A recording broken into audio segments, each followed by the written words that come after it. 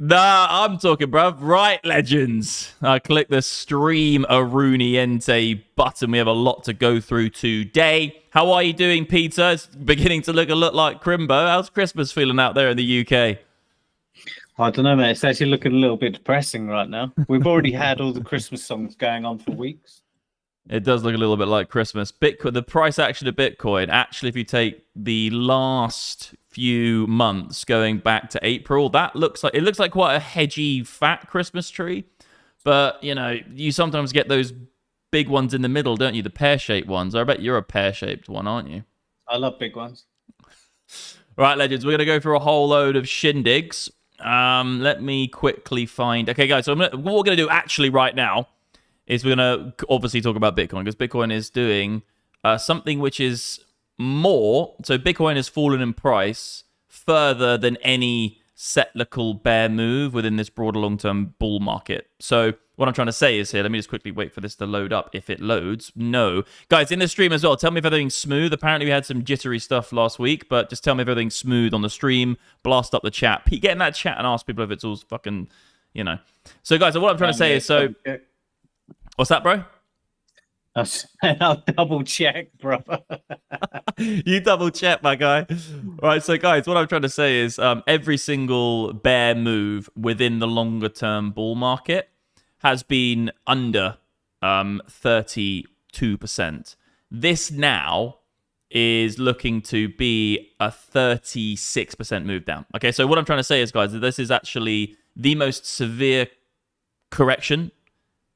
And I would say I'm being very careful with my words here, guys, because I'm just going to go through everything from the top to the bottom and do some real analysis like I did in a couple of videos ago. I'm going to do some real analysis, tell you exactly what I think, and basically clear up a few things, because I'm getting loads of DMs now, and it's quite interesting to me, because I have no coiners.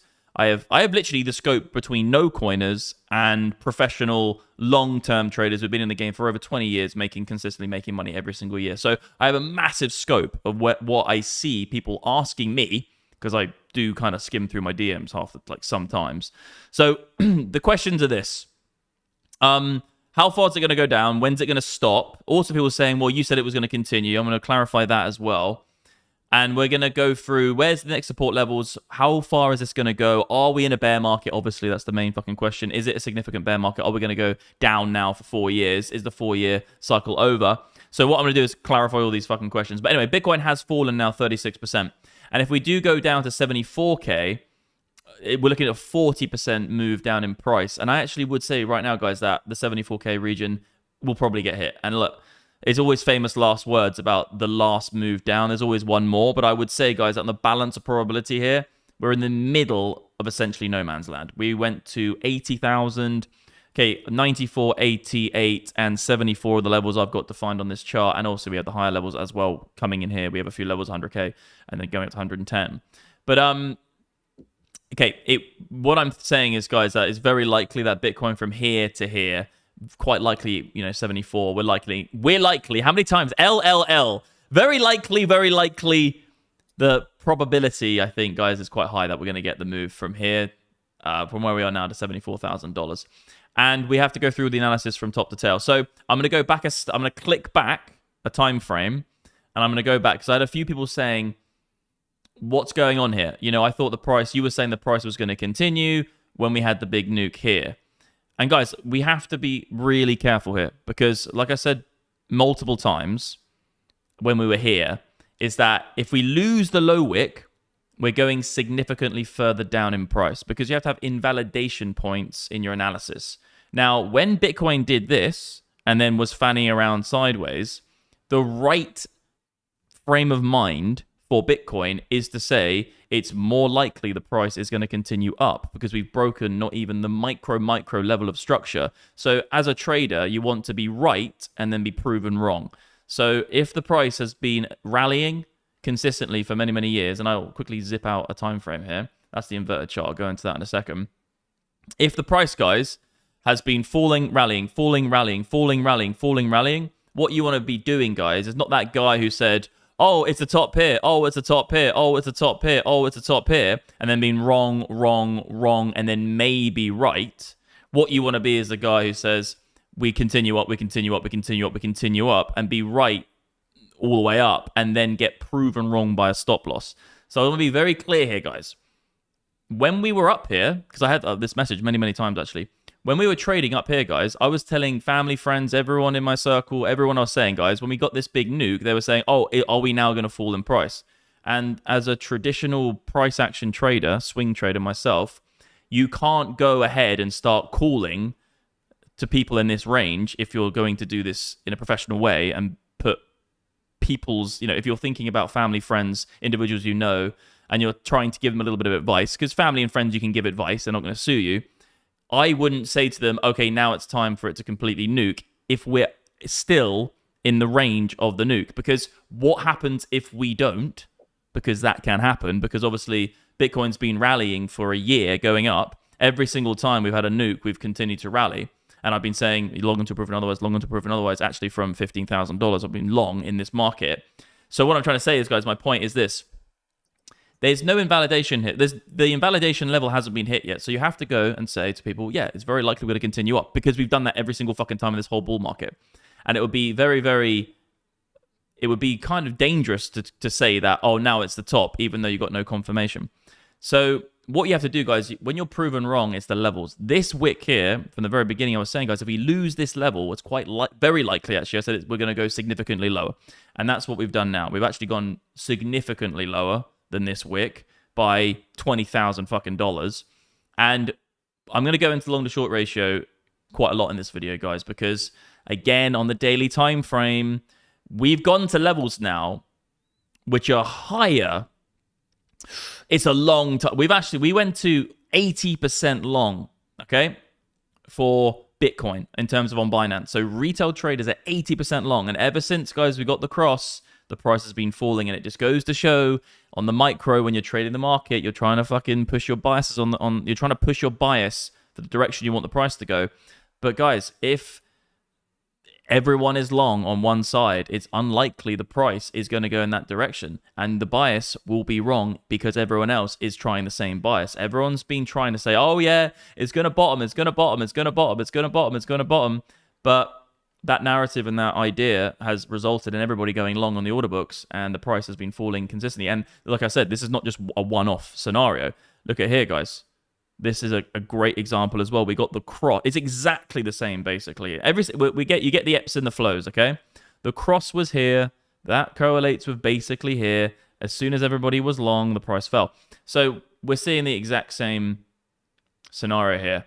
And the issue is that it's going to take a while. It's going to take a while. If we get some sort of bottoming out formation at 74, we really want to see this coming back into each other. And I'm going to dive a little bit more into long to short ratio, guys, because this indicator is in my company MDX Algo, but there's a lot to unpack here, actually, because you can use it on higher time frames, you can use it on lower time frames, and it's pretty fucking interesting, actually, looking at the correlation. But anyway, so, guys, when I said here, this line, fucking, if we lose this level, that's the invalidation of your long until proven otherwise, and then you're proven wrong by the market. And this level, guys, when I said we lost it, we're going significantly lower. Then, guys, we had the 94 trade, came in here somewhere, then the 88 trade, and now, guys, we're looking at the 74 trade, because I can't say with any confidence in this area we've got any support. The AI charting tools, which is my indicator, and this is using a whole ton, literally, I think over, I can't actually remember how many lines of code this uses now, but the AI charting tools is not coming in. Wait, we got a few blue levels, but we're coming in lower. We haven't got anything here in terms of support. We've only got resistance above us. We're below 87, 88. We lost 94 pretty decisively after we had a few wicks off it. We had a little bit of support, but nothing major. So I can't call decisively in here that everyone's saying, oh, the bottom's in now.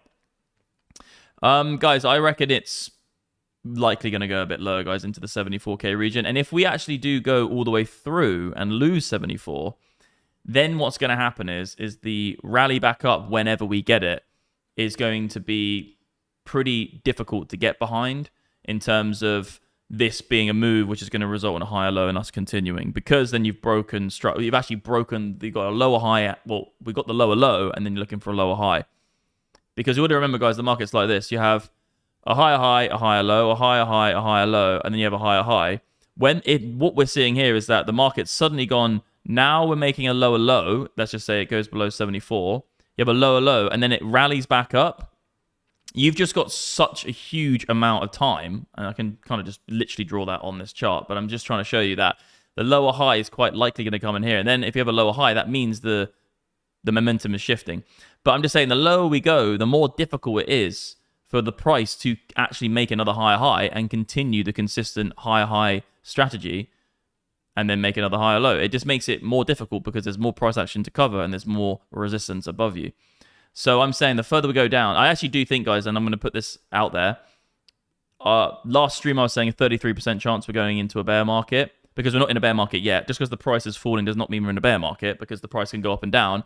We weren't in a bear market here, we weren't in a bear market here, and we weren't in a bear market here, were we? So just because the price is falling doesn't mean you're necessarily in a bear market.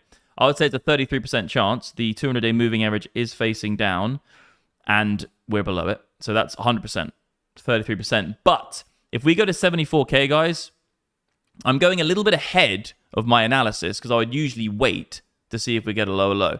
But I'm saying that if we get 74, I say it's a 50% chance that Bitcoin is going to go into a bear market if we go to 74 now. If we hold right now and we get a big movement up, the probability stays probably around 33 to 40%, which is still quite high.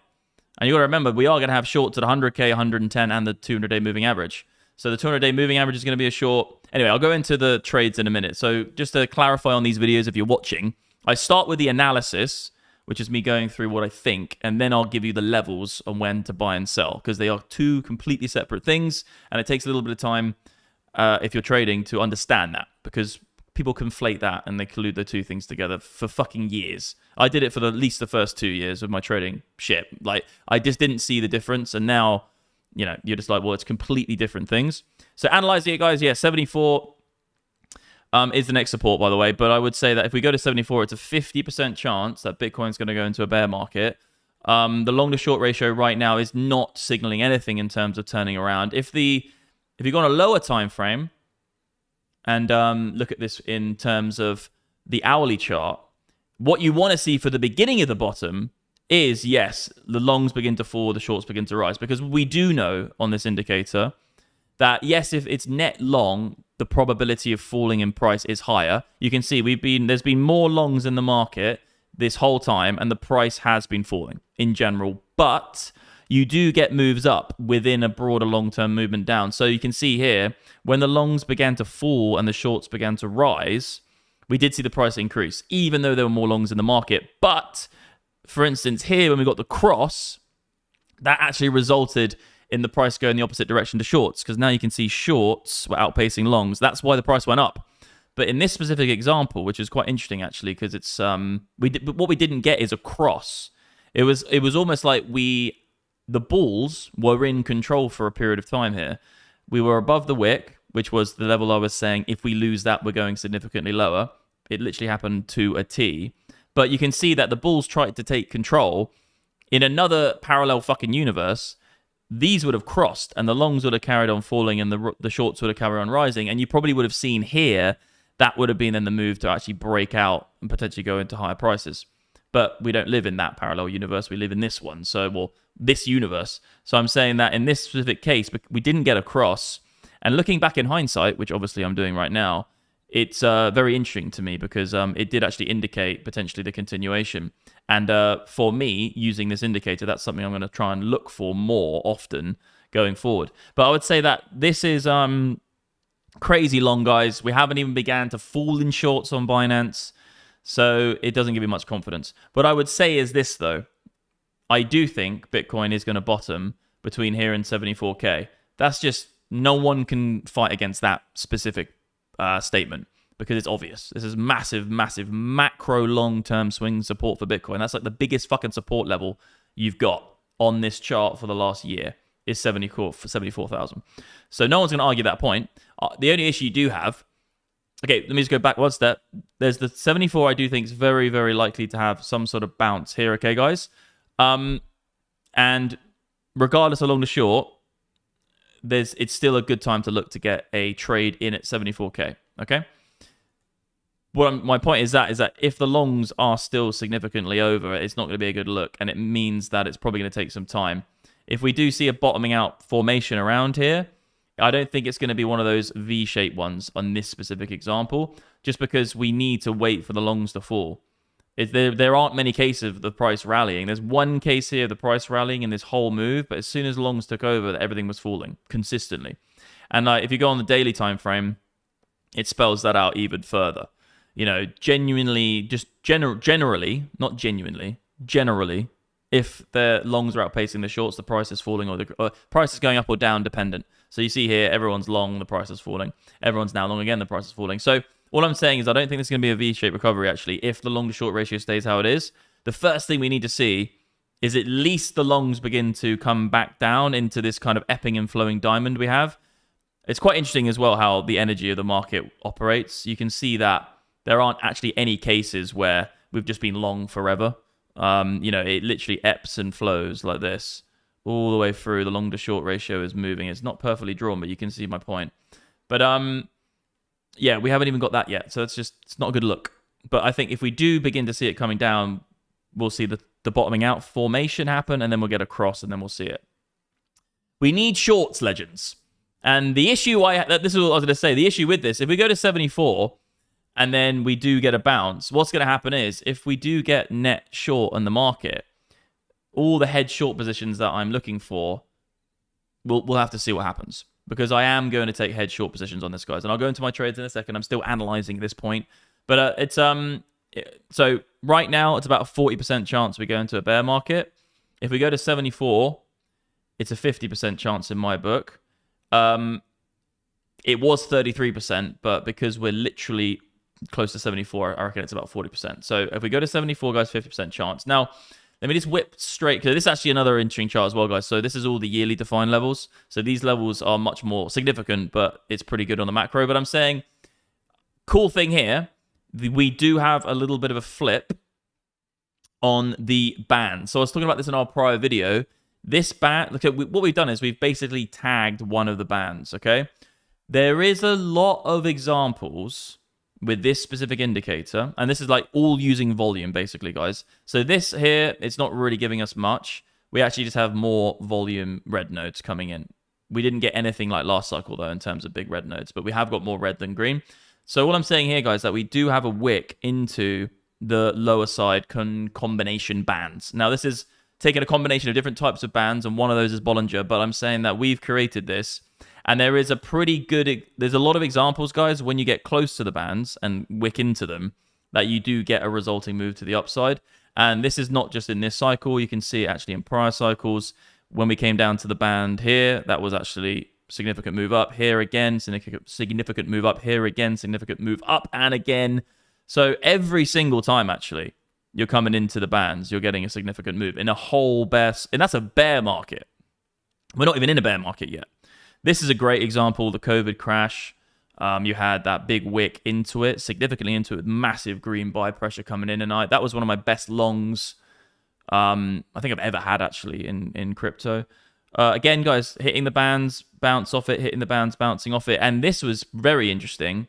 We had a flat fucking line the whole of the 2017 to 2019 bull to bear cycle, and this was very, very long time ago, but I remember this like it was yesterday because of this period here, which was the most, I call it the flat, boring summer. Remember, Pete, it was when I was in the Isle of Wight doing all the fucking crypto.com stuff. Do you remember that summer where it was just like, oh, so flat? Yeah. I'll never forget that summer. You weren't in by then, though, were you? You got into crypto, I think it was in... Ooh. No, you got into crypto here when it rallied above $10,000, and then it went to like 12, and I was like, bro, get in if it goes back to 10, and then you just bought everything at 10 and just absolutely mooned it, and then you caught that whole bull market here, didn't you? Yeah, I remember it weren't too far off of when COVID and stuff was happening. Yeah, it was after COVID, though, definitely, I'm pretty sure. Yeah, it was after COVID, because we were traveling. Anyway, we'll go into that later. But I'm saying this whole area, you can see, guys, every single time we came into it, we got a bounce off it. Even though I'm saying, this doesn't look like much of a bounce, but it's still, price is still rising. Like, if you want to go on a lower time frame, you're going to see this is actually a fucking significant move. It's a fucking 13% move. Anyway, so my point is that this is something that hasn't happened in a long time for Bitcoin. So this whole bull market cycle, guys, we've literally tagged it a couple of times. Well, we haven't actually ever really been into it significantly. We wicked into it. But right now, we're looking like, well, we've got a wick on it, and we're probably going to get a candle into it. And the ones where you get it like forcibly, like the bands flushing down further, they're usually quite aggressive ones as well. When the bands are coming down. This one's massive, massive move. Anyway, so the next part we want to see, okay, for Bitcoin is we obviously have the level at 74K, which I think's visual, obvious SR support. What we want to see is there be the bands when they go flat like this comes into it, and then we get green like that. That's going to be a great sign for potentially seeing the price begin to rise for then the lower high, and that's what I think we're going to get, guys. Well, actually, at this point, about 40% chance that we're going to get a bear market out of this. But I'll go through the bear market scenario and then the bull market scenario. And you can see, guys, on the other side, we have that massive block of red. And to be honest, I wasn't specifically tracking this when we got it up here. But in hindsight, again, guys, these indicators are absolutely phenomenal because this happened in real time. And you can see the sell pressure was outpacing the buy pressure significantly, especially when we lost the low wick here when it really began to get red. Yeah, guys, let's do it. Yeah, you've introduced me to a lot of good music. Yeah, well, I'm a music head, bro. I fucking love a good beat. Anyway, so volume as a whole is not really in... I can't really get a defined quantifiable kind of like result from volume down here at the moment. Like usually I can get something from it in the higher time frames, but I can't get it at the moment. But the bands are definitely giving me some more here. In terms of 74, we know that's where the next big support is. I can't see anything here, but 74 is the next big support. Now, let's go into the trades. So let me just quickly make sure I've done everything in the analyzing side of it. Stock market as well, we do have to go through. And guys, you know, I called the fucking top of gold to a T. You can look on my Twitter. I literally called the top of gold. We're getting it to massive wicks now. And we'll go into the stock market stuff as we per usually do. And guys, obviously Dixie. I do need to talk about Dixie right now. No one's talking about this. As soon as I put this chart out on this video or maybe Twitter, everyone will start in crypto Twitter. All the secret little watchers of my channel, and they watch my Twitter and they watch my YouTube channel and then extract all the information and just use it on their own channels to have more subscribers. If I post this and show this, this is going to go all over crypto Twitter. Exactly the same way as when I was posting the stuff about the dealers and posting the stuff about when we had the Chicago Mercantile, and also when Citigroup came out with their analysis, and also when I was calling out fucking Mike's, what's his name again? Soloway. So anyway, let me just quickly tell. I'll do the Dixie at the end, because the Dixie is what we're looking at here. Let me just get my drawing tool up. Is that if Dixie does want to result in having a bull market, I wouldn't call it a bull market because it just means that people are selling assets, you know, stock shares, indices, cryptocurrencies, or whatever into cash, which increases the power, purchasing power of US dollars. We are in a long-term uptrend here, guys. You know, it's higher highs and it's higher lows. You're not going to bet against it. And I'm just saying this because this is higher time frame analysis, but I'm saying if Dixie does want to aim up to this area, which is done multiple times, we're going to see pressure on higher risk asset classes, and you would put Bitcoin at the top of that list. Actually, you wouldn't. You put gold at the top of that list, but then you'd have the stock market and Bitcoin. But gold will be at the top. So this will be, yeah, definitely, if Dixie does this, the asset class that will get hit the most will be commodities like gold, okay? For sure, but I'm saying Bitcoin and equities will get roped into that because dollar strength means there has to be things sold into dollars. And where are those things going to come from? It's going to come from things like the stock market, commodities, equities, and definitely crypto and gold. Anyway, we'll do that in a second. But so trading wise, we've got a lot of trades, guys, at the moment. So we've got 74, obviously said it a million times. There's a buy trade at 74 between, just to make sure you guys don't say, but you said 74 and it went to 74,108 and I didn't get in. Okay, look, let me be completely fair with you here. When I say 74, I'm talking about the region, because it's not like we're talking about Bitcoin went to $125,000. So let's just say it went to 100K. If I was calling one price, the price level like that, you've got 0.01% it's going to go there. It's a 1% chance for $1,000 buffer. So if I say between 74 and 75K in the world that Bitcoin went to 100K, that's 1%. That's a 1% fucking move. So we're going to have to get to the point eventually, guys, where if Bitcoin does go to $1 million, we have to essentially say $10,000 ranges, because it's unlikely that the price is going to go to an exact number if it went to $100 million. Anyway, so I'm saying between 74 and 76. And you could push it up a little bit to 77, but I would say 76,500. 76,500 to 74K. That there, legends, is where you buy. Okay, long. And I'm not saying you guys do it. This is not financial advice. I'm just telling you what I'm doing. Hate having to say that all the fucking time because some pleb will try and sue people. So this here is one level to buy for sure. That's the really only last support region I can see. In other words, we're going to get some very, very difficult. It's very difficult to predict where Bitcoin's going to go in the next range down. We're in this range. It's very difficult to predict what's going to happen in this range because if it breaks through 74 decisively, you're going to get a lot of extremely erratic participants in this market, young friends and sirs and sirettes. It's going to be very, very, very difficult to predict where it's going to stop because it's going to be very, very highly emotionally driven trading. And you're going to see a lot of fucking people just smashing this, smashing that, selling whole bags, market smash, whatever it is. So I'm not even going to bother. I'm just going to say you have to wait for the dust to settle on that if we lose 74. But I would say that on the way up, we are looking at SR levels are obviously going to be the 88.94. $100,000, I'm definitely taking a head short. The 200-day moving average is going to be aiming down. So we're looking at head short. The thing is, we came through 88 and we came through 94 so quickly. There wasn't really like a defined level in terms of SR. You do have to say 94. 94 is a head short for sure. So if we come up to 94, we're likely going to get something. Doesn't mean it's going to continue down. I'm just saying you're likely going to get some resistance, which means you can actually make money on that trade. If not, then have your stop loss in. $100,000, 100 million% is a head short.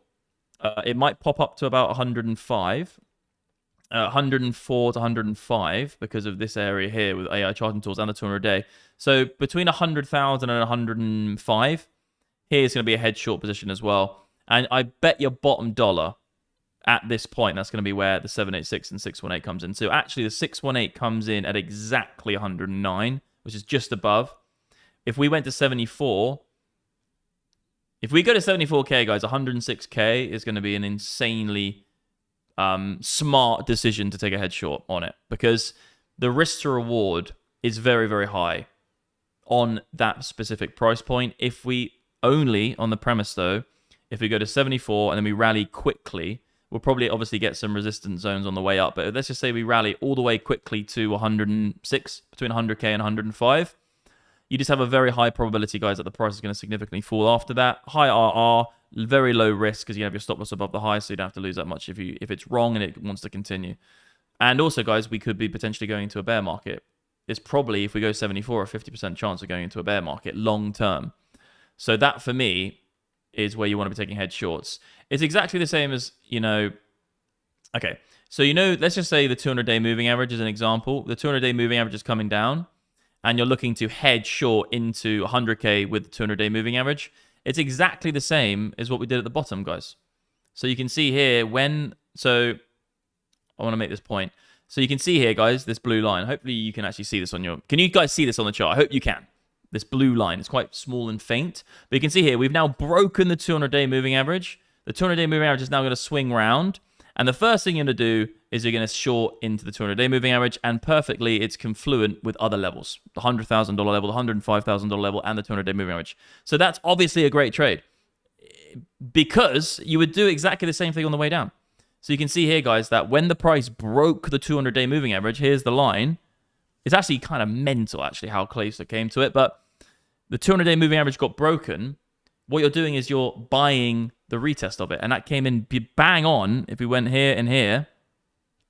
So it's the same thing. It's the same trade, but the other way around, okay? So you break the 200-day moving average, you come back to the 200-day for potentially it being support, but you're also using prior SR as a confluent factor. I remember this like it was yesterday, guys. This is one of my best trades, and also I made shit tons of money when everyone started shorting this whole entire bull market, and it was the Gareth Soloways of the world. And anyway, I bought hundreds of thousands, almost $1 million worth of altcoins after FTX collapsed. You guys can go watch the video. I literally showed exactly when I was buying, what levels they were. I said that after FTX, I actually bought all my altcoins after FTX. That was like an insanely good trade. And the funny thing is like, you know, when the funny thing is about like no coiners, you know, I have trades from $15,000, and every single time everyone was shorting up this, I was like long until proven otherwise. Everyone's shorting up this, long until proven otherwise. Nuke, guess what? Everyone was calling for this being the top. It wasn't the top, long until proven otherwise. Everyone was calling for this to be the top. Do you remember? Long until proven otherwise. Every single time, guys, I've nailed this on the T. But then when the price falls 40%, you get the same people coming out and saying, oh, but you said it was going to continue. Well, that would have been the right thing to do, is fucking continue for 4 fucking times. You've made money. You have to have your defined levels. You have to change the way you think about the price. You don't want to be that person who's looking at the price and saying, I think this is going to happen, so now I'm going to trade on the basis of what I think is going to happen. You literally do not want to even do that. You just want to say, the price is doing this, the levels are this. If it's uptrending, I am going long, regardless of what I think, because it's going up, so I'm going to go with the price. And then let the price of the market prove you wrong by you getting stopped out. Because then you've been right so many times, you made so much money. So my point is, the trade that we got here is very similar to this trade, because this trade setup hasn't happened yet in this whole market cycle. We never got it here, we never got it here, we never got it here. We never got a moment where the price broke below the 200-day moving average and then rallied back up to it, but the 200-day moving average was moving down. In the same way that we broke out of the 200-day moving average and then we retested it whilst it was aiming up.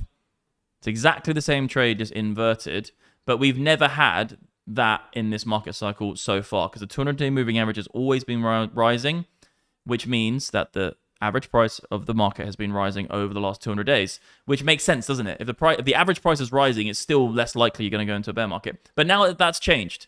So the levels to short, there's just a really nice golden pocket here, guys. I know that what's going to happen is if too many people see this potential setup, it will probably invalidate itself.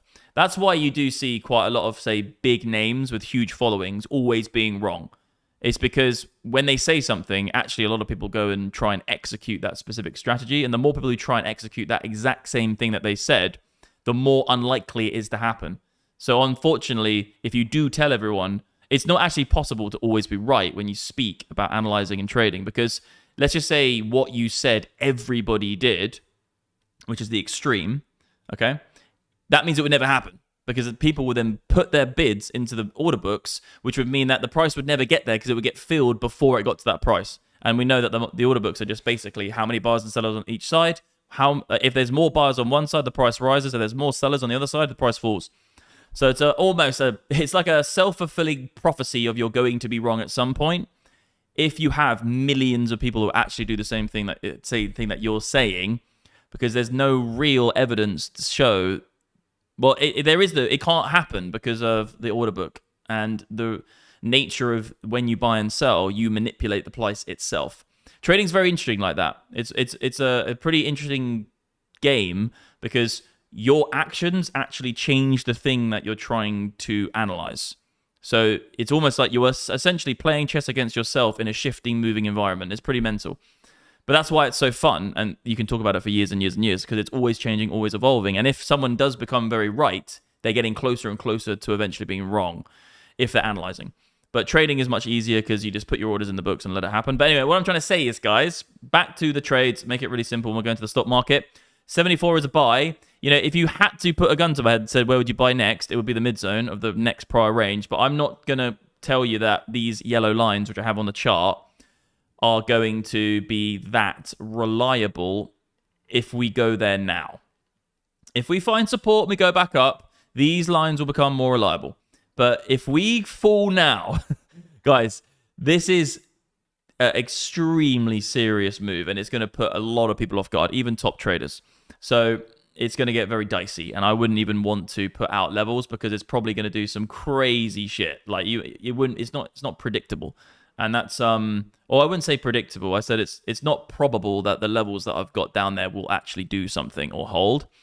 We've had much better results on the levels up here, especially the wick low. 94 we had a little bit, 88 kind of nothing, but we'll see what we get on 74. So 74 is a buy, and then we go into the short. So we have, I wouldn't take what on 88 is too close. 94 is a head short, $100,000 is a head short, And then wherever the 200-day moving average in Synergy between 100 and 105, it's basically 100 to 105k. So, but in here, it's going to be a really nice head short, which will correlate with the Fibonacci's as well. So if you want to draw your fibs on the chart, guys, right now, if this is the bottom, we're looking at bang on 108. So it's going to be that region. If we wait another week or two, because it's not going to go up there in instant. So it 105 to 108k, I'm taking a head short. And we'll see how much it's going to be, but it might be between $500,000 and $1 million, just to hedge against a significant part of my spot holdings. And then we can add to that as we go. But yeah, this is a big move. It's bigger than what we've ever had. We've broken the 200-day. It's aiming down. The volume is changing, okay? Like, at the moment, it's bad, but I'm saying the volume is slightly changing. We've got the structure of the market is 74. So if we lose that, then it's very likely. If we actually did something like this, guys, and then we came up like this, I think it's very likely, guys, we're going into a bear market. Like, super likely. Maybe even up to that 70% mark. But we haven't done that yet. We're not there yet. So those are the levels. Keep an eye on them for sure. And if we do see, we're going to get a relief bounce at some point. Even the indicators in terms of volume, the momentum indicators they're screaming for something. Like, we're down at levels now. We haven't been here on Wave Master. The last time we went this low on Wave Master was at the bottom, essentially, of the move in July and summer. So we're looking at least 6 months.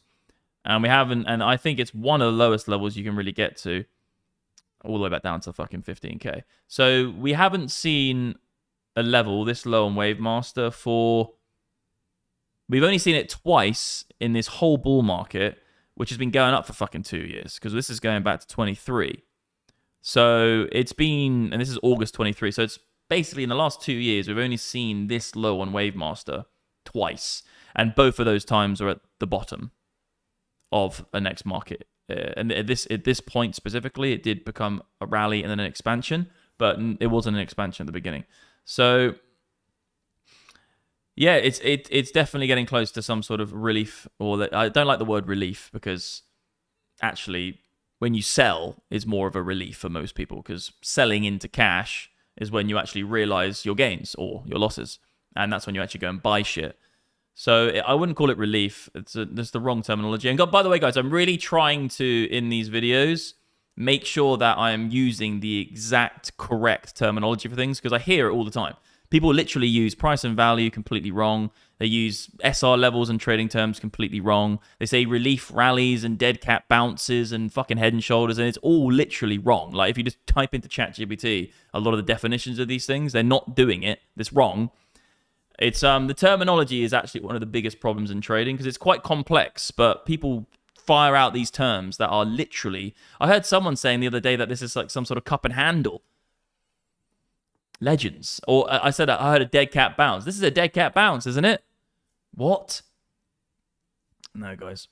So yeah, I'm just gonna say it one more fucking time, because Bitcoin is very, very interesting at the minute.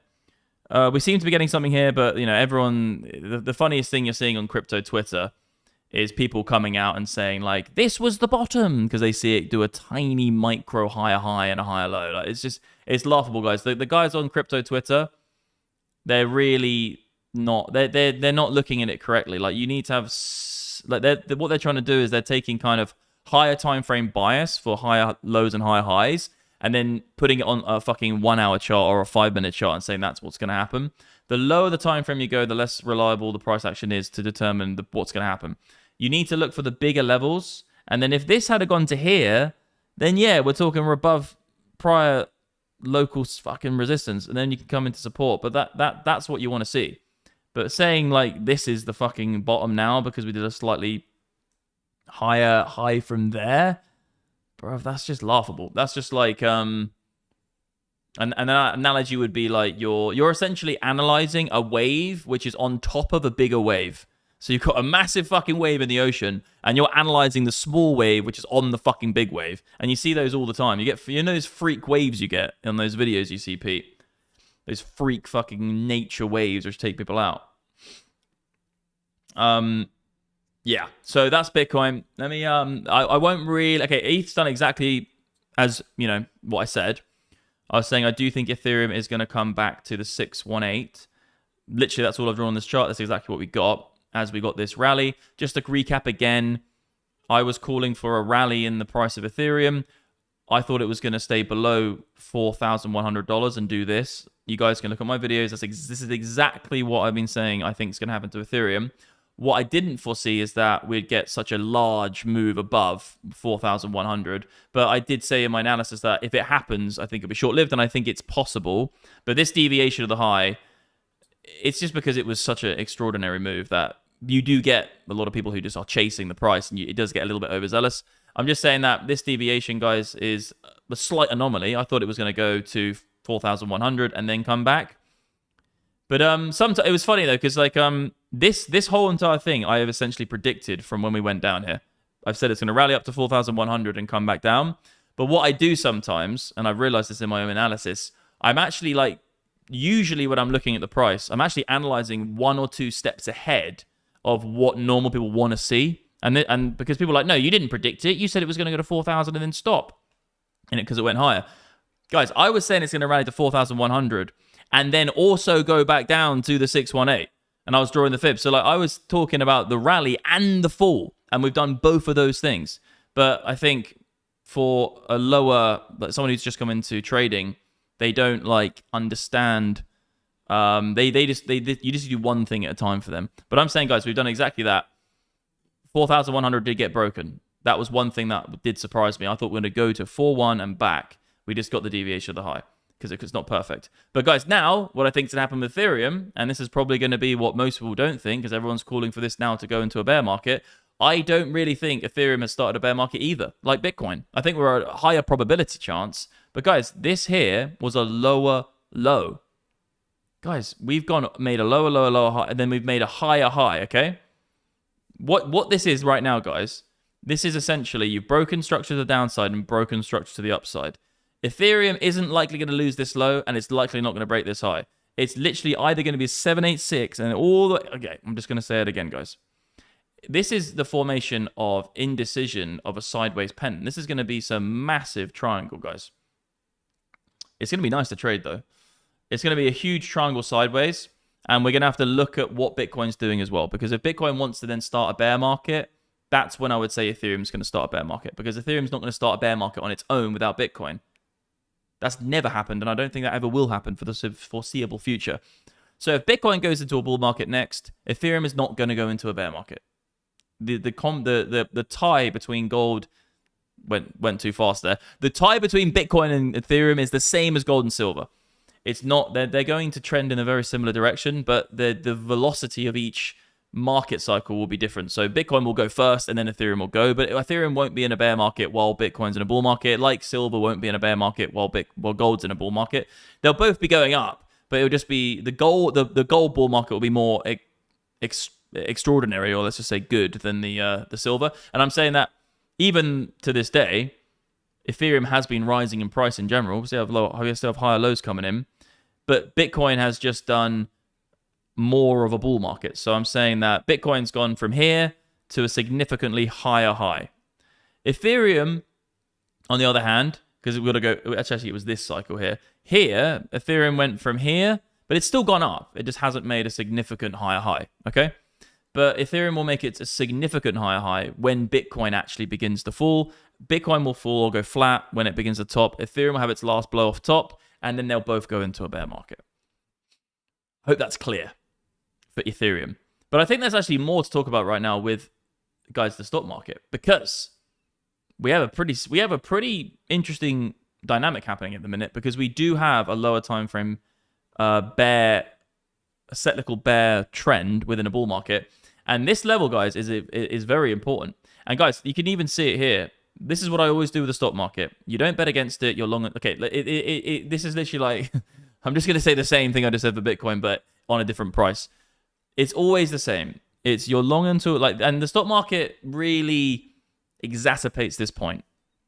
You're long until proven otherwise. You're not trying to short here and short here and short here and short here and short here and short, and even here. You're not trying to short the top. It's fucking retarded. You can't make money trying to short the top. You're trying to buy all the way up. So you're long, you're long, you're long, you're long, you're long, you're long, you're long. And then when it actually does fall, you get stopped.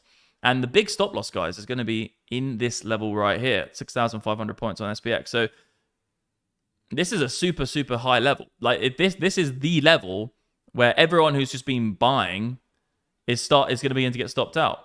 And that's why the price usually rallies for many, many years, many, many years, many, many years, and then loses a lot of it in very, very quick succession. It's because everyone's buying, and greed is a slower emotion. And then when everyone stops, get hit, it all happens at once. And also everyone does everything to the last minute as well. So there's like multiple different reasons why greed is slower than fear. It's a combination of those two things, fear and greed. Greed takes a long time to build up. Fear is a defense mechanism which you need instantly. And also it comes down to the cases that human beings in general, they try and push difficult tasks further and further away to the point where they have to or need to do it. So like doing your fucking homework the night before you have to hand it in. It's just everybody does that. People who actually make money and do well usually are the people who try and prepare before the thing they need to do sometimes they'll prepare years in advance. But in trading, that's difficult because you don't know what's going to happen. So stock market, guys, you know, I've been saying this, legends. I do think in Donald Trump's term, from now till 27, end of 27, we are going to get a very big bear market in the stock market. If we get it now, click on my chart. If we get it now, fine. I was a month too early. It happened in it happens in December, for instance, because I think it's going to happen in 26, 27. If we get it now, fine. I wouldn't say on higher probability that we're going to get it right now, because the thing is, it's not looking far off. The only thing we do have is some macro stuff, and I do sometimes talk about the Fed, and I do sometimes talk about the economy, and I do sometimes talk about the velocity of currency with M2. I talk about M2SL and stuff like that. There are a few factors which actually Viking brought to my table about Japanese economy, and also the Federal Reserve are going to begin to start bringing down interest rates. There's been 3 or 4 different times, though, in history where that's resulted in a price reduction in the stock market. So that's another interesting thing. Interest rates go down, but the price usually falls and then continues later. So, look, we could get it now. I'm just saying that, guys, all you're doing with this, and like I've got the Fibonacci drawn on, is if you are looking, guys, to get into a short position, you're long until proven otherwise, and it's all hedge shorts. And what you do is you just draw, for an example, from the high, a Fibonacci to the low, and then you hedge a short on the 618 and 786. In this example, it played out beautifully. You can do that again, actually, as well. From this high to this low, there's going to be... Actually, there already was 618, 786, and it nuked. This actually rallied up very quickly and then nuked again. So all you're doing is hedging short against the fibs when it rallies, and that actually does do quite well.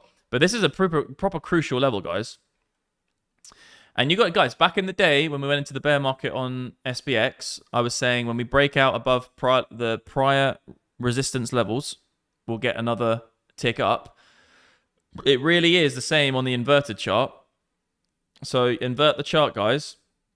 If we break prior areas of resistance and support, it's probably it could be it. I would just say I wouldn't bet on it yet. I'd bet on shorting the retests. This is still a very, very important level.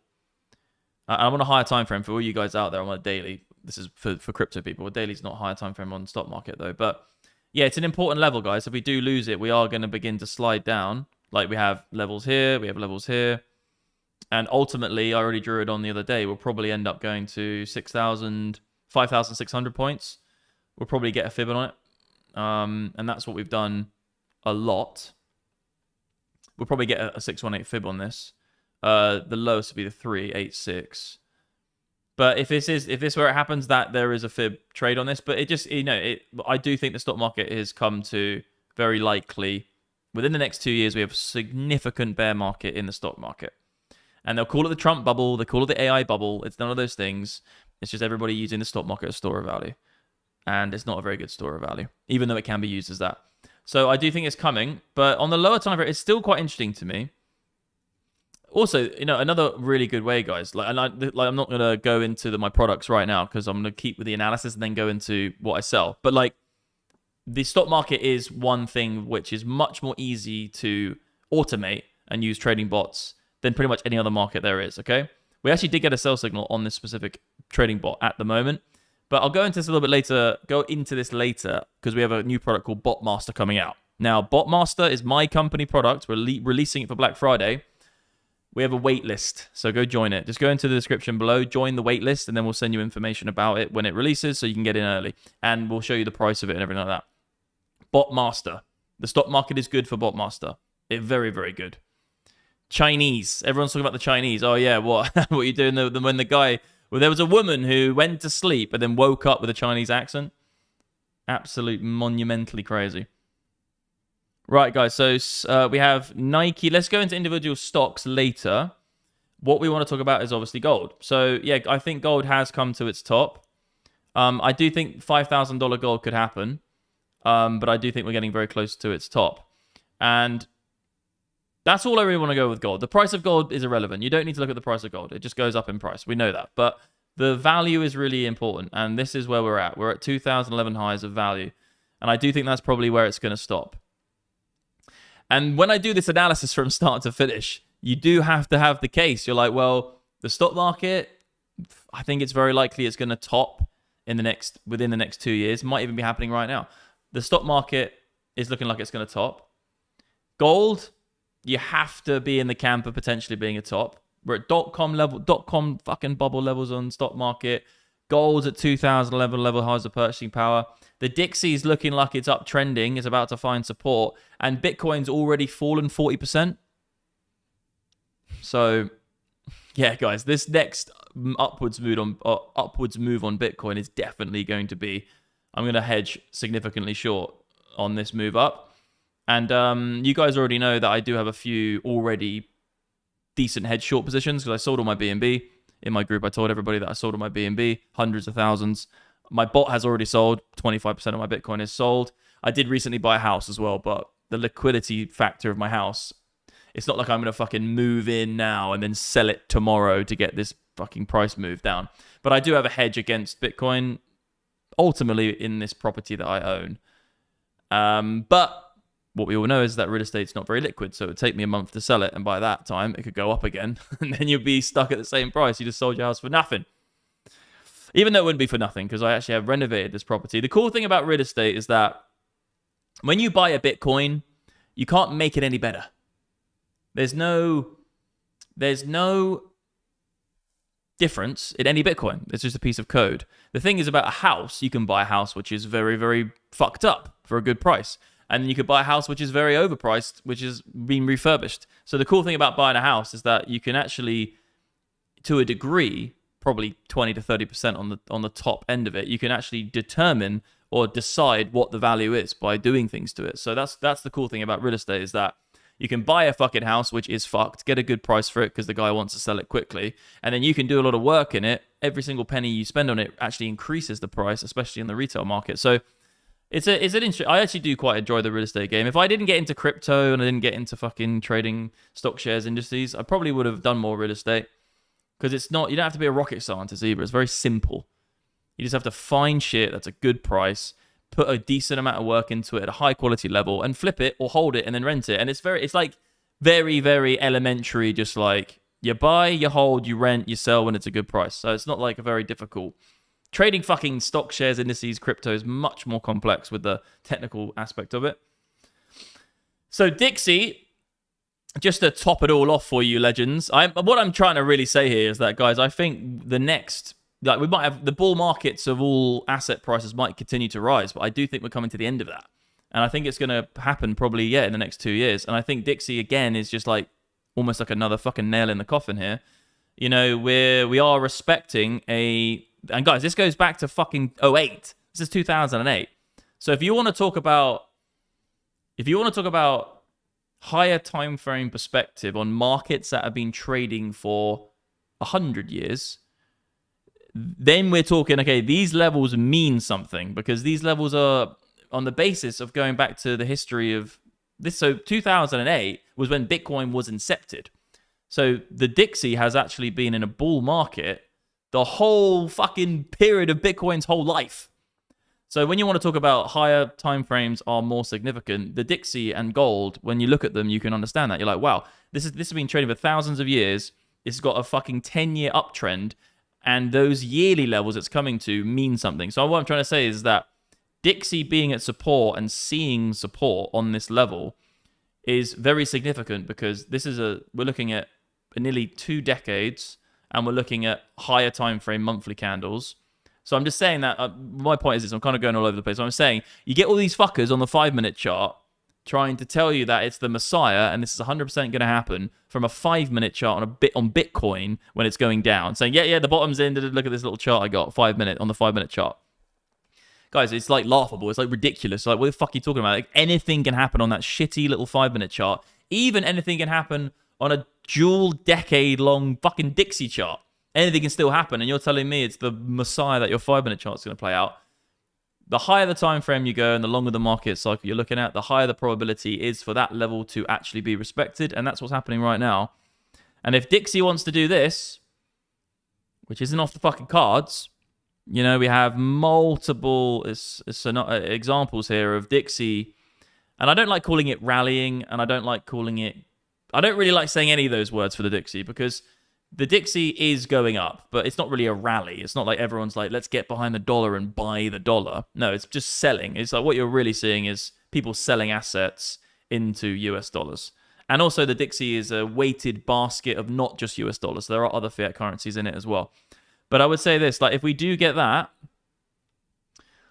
that's, yeah, you know, it's just, that's it, guys. If we get there, well, if we will start seeing this. The thing is, this isn't going to go up without there being a subsequent force on the other side. This is like a yin and yang thing. If the Dixie is going up, it's because something is being sold. It can't go up and then be a leading indicator for you to say, well, that's gone up, so now I sell, which didn't move. No.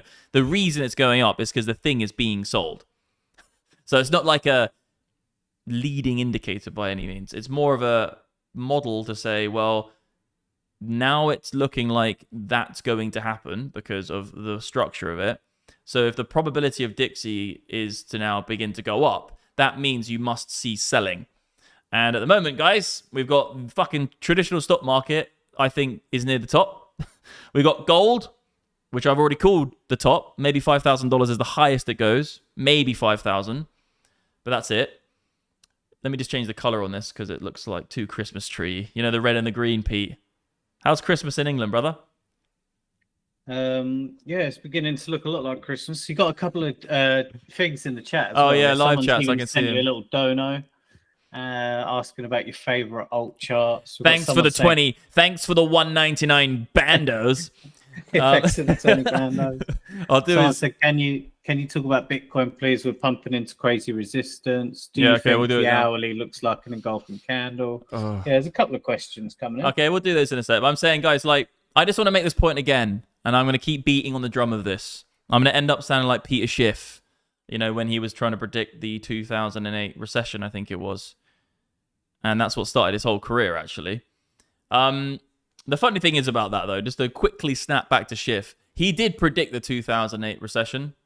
But the thing is, he was saying that for like fucking 2 decades. It's like these people who, in Bitcoin, you get it a lot. They're like all coming out and saying, I told you it was the top. I predicted it was the top, bro. And then you go on their tweet account and it's like, they show where they've been saying it's the top. Have you seen that, Pete? It makes me laugh so much. There's a bro on Twitter who went massively viral for his tweet. He was like, I told you it was the top, you morons. Da-da-da-da. And it was like some small account, but then it blew up because of it. And he said it was the top here or something. Which again makes him look like an idiot because you can't really call it a top yet.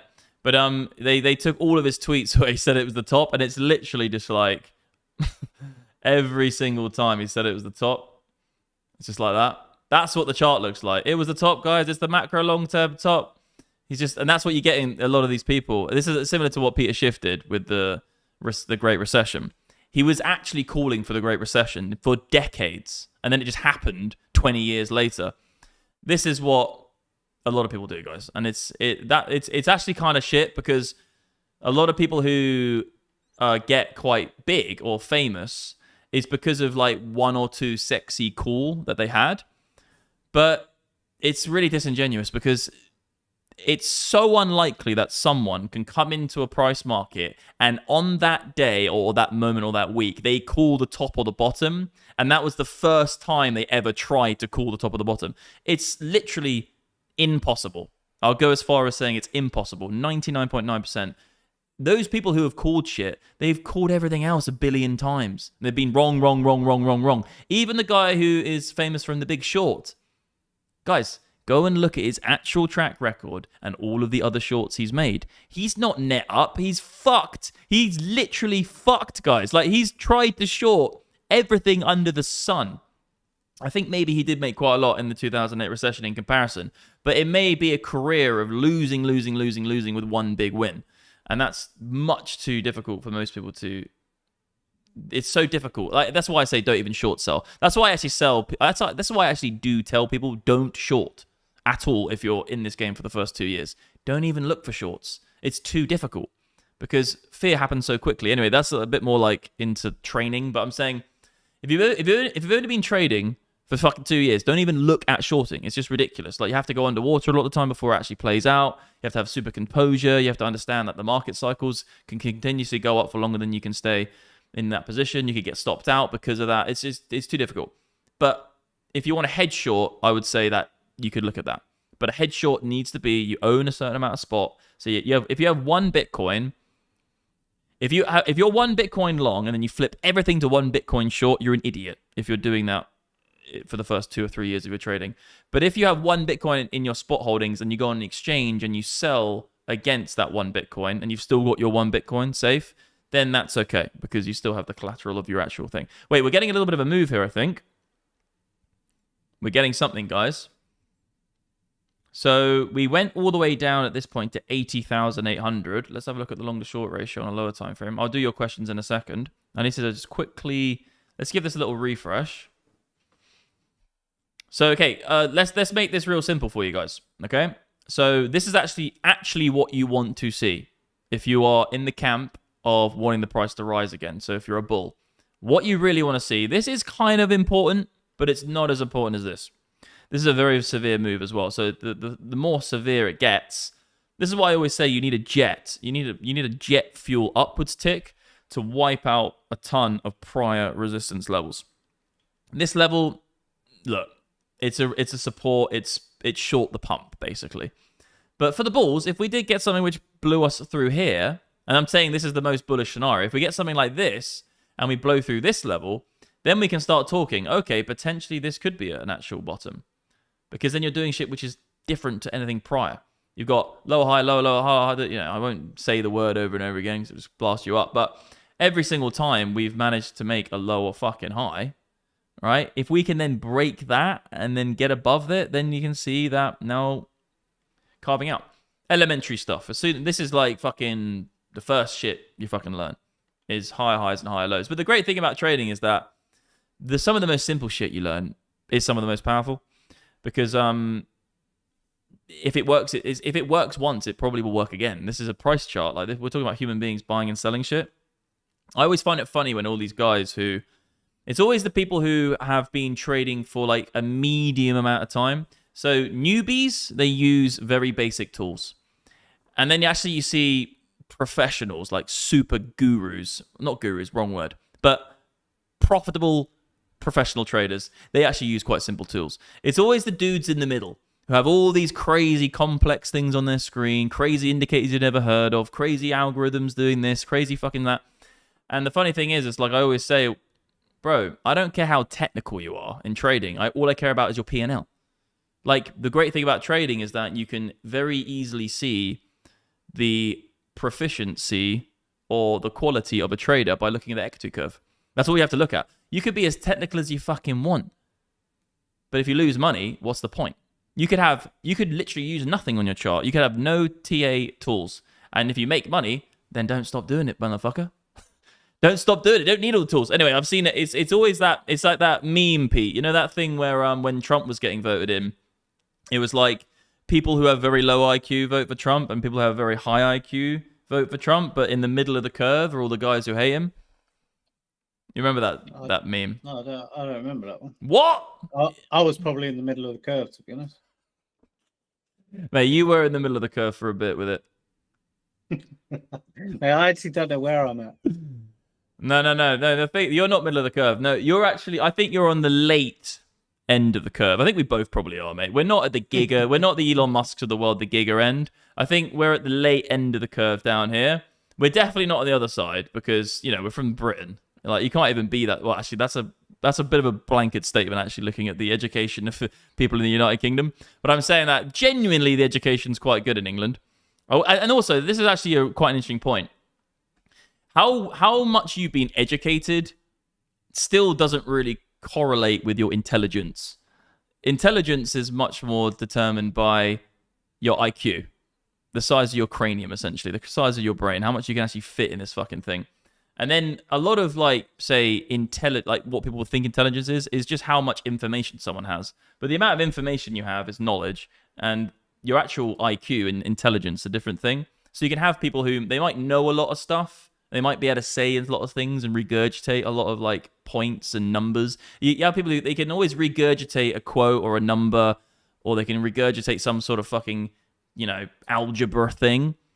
But actually, those people, in a lot of cases, they might have a lot of knowledge, but they actually have very low intelligence. And then you have people who probably can't recite anything. They don't really know mathematics. They don't even really understand a lot of shit, but they might have some crazy fucking, that's going to the extreme. But you have people who don't actually have a lot of numbers on them, and they can't regurgitate a lot of information, but they're actually highly intelligent.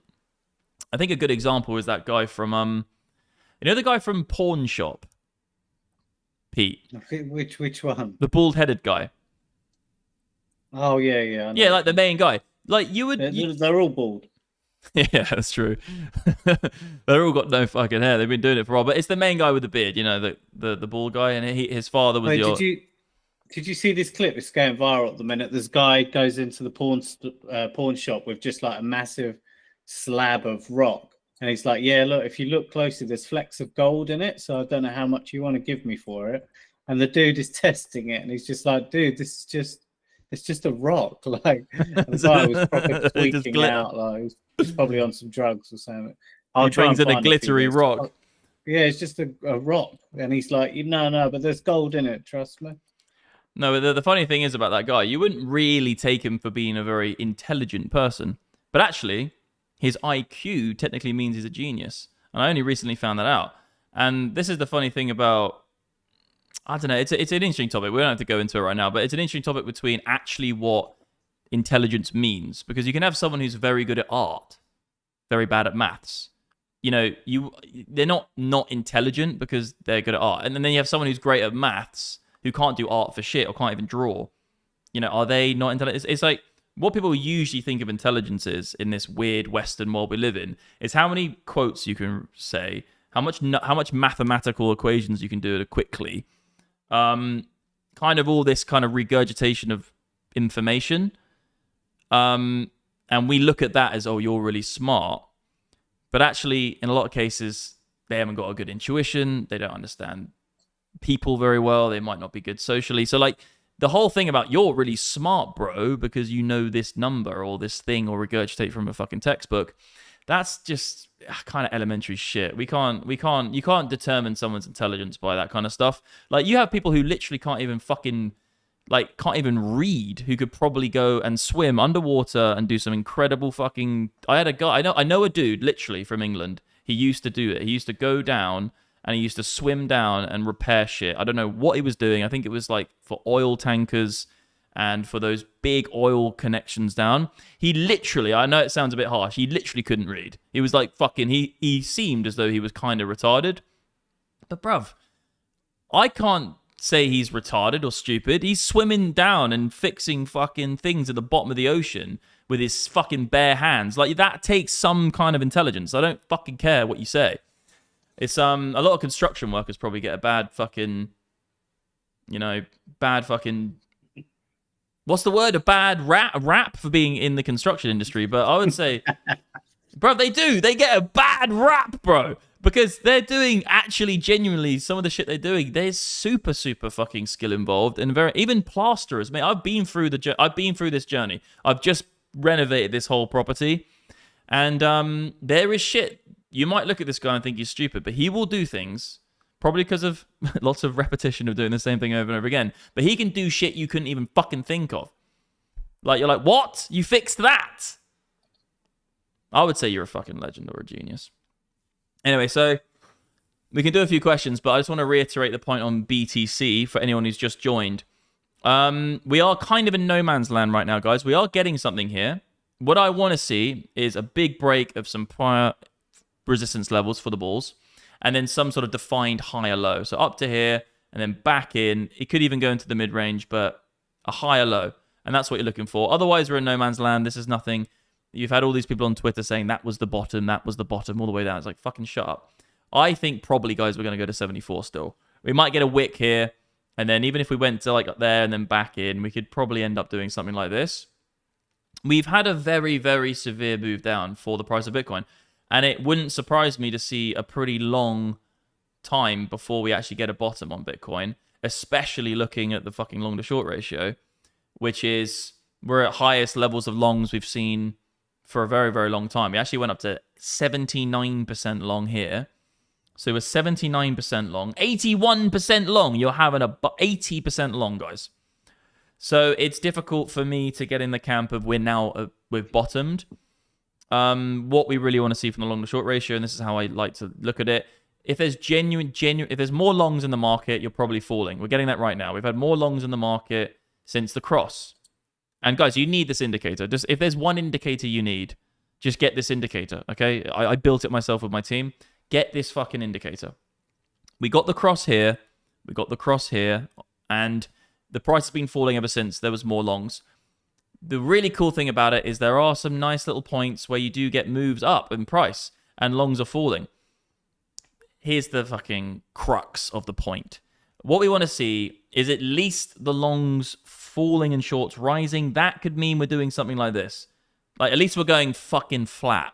Then we get a cross, and then we could get the move. But it's not a good look. It's putting me off. That actually looks quite cool like that. I might leave it like this now. Did I put top traders? Yeah, so this is retail and this is long. This is long. This is, sorry, top traders, retail traders. I actually quite like the look of that now. Might keep it like that. It's the sandwich. It's the fucking long to short ratio sandwich. But yeah, it's not a good look for the bulls, guys. And it makes me, I took a long at 94. I got stopped out on that trade. I've already told you guys my levels. 94, 88, and 74. 94 got stopped out. 88, I already said it was weak. I wasn't going to take the trade. I didn't take it. 74, between 74 and 76, definitely taking a long. If we get it. It might be on the next attempt for a bounce trade. If we lose that, guys, it really is anybody's guess where we go in the next range. These yellow lines, I'll tell them. I'm going to tell you the levels, but I'm not going to say it with any confidence to you, saying that these levels are going to hold if we break into it now. If we go up to 100k again, then we come back to it. We probably got a better chance of them holding. 47, 52, 64, 68, and obviously 74. The issue is, guys, if we go there now, those levels are likely going to have a lot of issues. And we actually do have something over in the 59 area. But like the issue is here. It's a long time ago as well. What was I going to say? So if we go there now, it's anybody's guess. I'm saying if we go back up and come, it would likely have less craziness in the market. But this would be very interesting as well to see this area if we do begin to trade next. Then we made a lower low. And I'm saying, guys, right now, we're at about a 40% chance we're going to go into a bear market. If we go to 74, we're about a 50% chance, because then we've actually, nailed the last, the fucking support level of support levels. Structurally, guys, if Bitcoin loses 74 decisively, we do something like this, and then, let's just say this, we go now, it's very likely we're going into a bear market, guys, long term. Probably a 2-year bear market. A lot of people say it's 4-year bear market coming. I don't agree. Probably a 2. But yeah, so this level is very important. And the head shorts are, we all know the levels, guys. I'm not going to take one at 88. 94, I'm taking a head short. $100,000, I'm taking a head short. And also between 105 and 108, quite likely I'll take a head short. So these 3 levels, I'm taking head short positions and the 200-day moving average. So it would be like this: head short, head short, head short. Each time will be a 1 to 2% stop, just in case, guys, we then do, for instance, go like that and then start a bear market. I want to be head short against my sport portfolio for that. because that's how you trade this market. That's how I traded this market for over a decade. Long until proven otherwise. Get proven wrong when we actually do see a top. All I could say is that for all the people who've been DMing me saying, but you said it was going to go up. I was like, yeah, of course. I said it was going to go up when we got the crash because we had no break of the wick. I was saying that if we lose this low wick, we're probably going to go significantly low. That's exactly what we've got. But I just want you guys to hear this from a trader, from a trader who was doing this from over a decade. If someone says, oh, that guy's not a good trader because he said it was going to go up when it went down, that's very, very elementary. That's very, very naive. If you're a professional trader here, you are saying the probability is still to the price to increase because of the factors you can see on the screen right then and there. You can have your analysis. You can say, I have a hunch, this is going to happen, I have a hunch, that's going to happen, but not trading. On the basis of probabilities, guys, if we're above that wick when it happened, the probability was to increase, to go up, because we have no break of structure. The invalidation is the level which then says we're going to go lower. And like I said, in another parallel universe, we could have held and we could have continued. Because you have to remember that, again, I'll say this point one more time because I got it a lot of my thing. The price has been rallying, and every single time it's found support, it's continued up. So for you not to say here, so if you say here now, no, this time, I think it's now time to short, even though the parameters are always being the same in every other long. That means you're just guessing. Because that means you could have done that on any other pump. You could have said, oh, this one's different, we're going to go down. This one's different, we're going to go down. This one's different, you're going to go down. So what I'm trying to say is the point is this. The reason I told you that I think the price of Bitcoin is going to continue up when we're above that wick is because I'm just saying the same thing that's already worked this whole entire bull cycle and made me hundreds, if not millions of dollars. Actually, millions of dollars in this bull market cycle if you take into account my spot holdings as well. Because we've gone over, I won't say the exact number because I don't want to give away my net worth, but Pete, you know the numbers. And I think you know the numbers anyway. I think you know roughly. But they do fluctuate quite a lot looking at the fucking price today. But what I'm trying to say is, guys, is that if you need to have set defined parameters, which you stick to even if you don't know. You have to stick to your rules. The price, this is the mental mindset. You're long until proven otherwise, and then let the market prove you wrong. So in this specific case, because I've been saying ever since 15, long until proven otherwise, buy every single fucking low. We're going up, we're continuing, long until proven otherwise. I've been saying it the whole fucking way. Even here, guys, everyone was, this is the top. No. Even here, guys, I stayed consistent and true to what my strategy is. And in this specific case, I said the wick is the invalidation of them we're going lower. But if you're here and then you're doing this, if you don't stay true to your strategy and say, of course, I think we're going to continue up, that's why I'm placing bets on the basis of it, holding my sport portfolio and not hedging short yet. If you don't do that, then you could have not done it here, you could have not done it here, you could have not done it here, and then you would have lost money. So I'm just trying to make this point. Just try and go to the next level of how this works. Most things in life, guys, when you look at them on the surface, they look like one thing. But when you scratch underneath, it's always a completely different thing. I'm getting to the point in my life, just in general living for quite a long time now, is that I can't really see many things that, when you look at them on the surface, they're always looking in some, like that's definitely the solution. You look at it on the surface, like, oh no, I know what the solution is. But when you begin to dig a little bit deeper, you go, oh no, that actually wouldn't work. That's actually kind of dangerous to do that. You see it in politics, you see it in the economy, you see it with interest rates. You see someone going, oh, that happened, so now I'm going to change this fucking lever and it fucks something else up. It's almost like everything you do has a subsequent reaction which you might not know, and it might get out of control. So I'm just trying to say that with this specific trading, if you've got people who are going, if you've got someone in your life right now who said, oh yeah, bro, I told you where the top was. Yeah, I called the top, and the price is now falling. Remember that to scratch below the surface, for them to have called the top on these two scenarios, and we're seeing it on Twitter, everyone's saying, I called the top, I called the top, I called the top. They probably tried to call the top, guys, on every single pump there's been in fucking 2 years. Fucking Peter Schiff did it with the Great Recession. The guy from The Big Short was shorting way too early. There are even guys on fucking Twitter who are saying that this, and then we have, who's that other guy?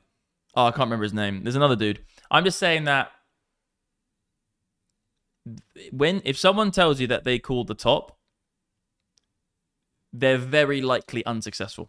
in trading. Okay, very likely. If someone's telling you, oh, I called the top or I called the bottom, it's very unlikely they make any money, because that probably wasn't the first time they made that call, because it would be near and impossible just to come out of nowhere and just say it's now the top. Very, very difficult to do so. Very unlikely to make any money. What you want to do is, yeah, go for that. I called it, brother. Yeah, mate, you're Pete no stop. You got no stop loss as well. I called it at the top and the bottom. Exactly. You see, obviously Pete got no idea. So I'm saying, just to reiterate the point, the way to trade is to go with the trend until you're proven wrong by the market, and that's a very good place to be, because then you're not trying to force your own narratives on the price to then come up with a conclusion of what's going to happen. But right now we actually did reclaim this area. This just came back, guys. We are now reclaiming back up to that 88 level. Let's have a look what we got right now. I told you so. And like the thing is as well, guys, just another really crucial point is the invalidation is the key level, which we've lost. I do think, well, no, this is quite likely actually already going to happen, because it's next to $100,000. So yeah, I think $100,000 is definitely a head short. We want to head short all the way up here, guys. 94, 100K, and 105, depending on where the 200-day moving average is. There's going to be a real nice head short here, guys. And if we get that, I think we're definitely getting lower prices. If not, then, because we could then do this, guys, and come back in and find a higher low, and then fine, we continue. But having said that, guys, with Bitcoin specifically, the price has already fallen more than it has in prior cyclical bear moves. But I just can't get out of my head all the analysis I'm looking at right now in the inflation-adjusted scene. We're very likely coming to a top in the stock market over the next 2 years. It's going to happen. We're very likely seeing a top in gold because of the purchasing power of 2011. And I could say, I should probably write something on here just to make it real simple for you. Where's my little writing tool? 2011 high. We could just write that. That's a 2011 high for purchasing power. We're at the same level now. They'll probably call this, I don't know, they'll probably just call it the gold bubble, They're going to call it the gold bubble even though it's not. Gold rush bubble. That's what when this actually turns around and gold nukes, they'll call it some sort of weird gold rush bubble, or the frenzy out of cash bubble. But yeah, we're getting very close to this as well. And I've called the top of guys on Twitter on gold, and that's not me saying that I think right now the price has to fall of gold, because that would be stupid, because we haven't got a change of structure. I'm saying that between here and $5,000, looking at inflation-adjusted charts, it's very likely we're going to get some sort of resistance, okay? So I would say, I'm making it sexy. I do think the top is probably in for gold, but I do think $5,000 can happen. And on inflation-adjusted charts, guys, it's definitely going to happen in the next 2 years. We're looking at .com bubble levels of purchasing power. So, guys, I just make this point one more time. .com bubble levels of purchasing power of the stock market, near a top in my opinion. Gold, we're fucking way up there at 2011 levels. Dixie's coming to a bottom. And we've got the stock market. This is probably not where the top is, but you're long until proven otherwise. If we lose this level, the probability goes up. So if we do get a big crash down, you just draw your fibs on this and just short the retest of the high, which will be a Fibonacci 618 or 786. I've already got one on there. And then Bitcoin has already made its move down. And we'll have to see what happens with the next rally up. And the long to short ratio is really not in favor. I'm putting it down to the bottom again. The long to short ratio really is not in favor right now, this being the bottom. We might get one move, but it will probably end up, coming down to 74. But if we see the longs falling and the shorts rising, then we could see something here. Should we do some questions, young squire? Yeah, really good question in the chat. So I just said, hey, man, I have a question. Can I decide to be a full crypto trader? Bruv, what? We've had some helpful answers as well. Feel free to decide yourself. Guys. If you're ready for a life full of pain and sorrow, then sure. Let me just say one thing. I actually started my whole career when I was in Australia, and this is how I found out about Bitcoin. I started trying to trade a Forex market, and this was on a very, very retail, I think it was a CFD exchange. I think it was plus 500. I got an advert or something. And I was like, I remember thinking to myself, I can't go and work in construction in Australia because I was on a working holiday visa. And I realized that it's a lie. There's no holiday. It's just a working visa. So I was like, I came to Australia to have fun, and I can't because I have to work all the fucking time. So I tried to think of a plan to make money without going to the construction site. This is when I was probably 22 years old, after the fucking thing which happened to the company which me and Pete were at. 22 years old probably. And then I was trading Forex markets, Great British Pound to the Australian dollar, because I thought that the news would help me. I literally had news up of the fucking Australia government and then the fucking UK government to see the news stories and try and trade them like a little fucking fruitcake. Didn't make any money. So that's why I hate people who say that news is a good way to trade. It's not. You get wrecked. So I now trade crypto fucking all the time, because what's the point in trading fucking stock market? I obviously have trades. I own Nike. I own some stocks, shares. I've got fucking a few bits and bobs here and there.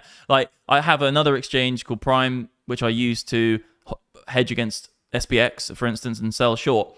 But 99% of my time is concentrated on crypto, because crypto has all the volatility. And volatility is where you have opportunity.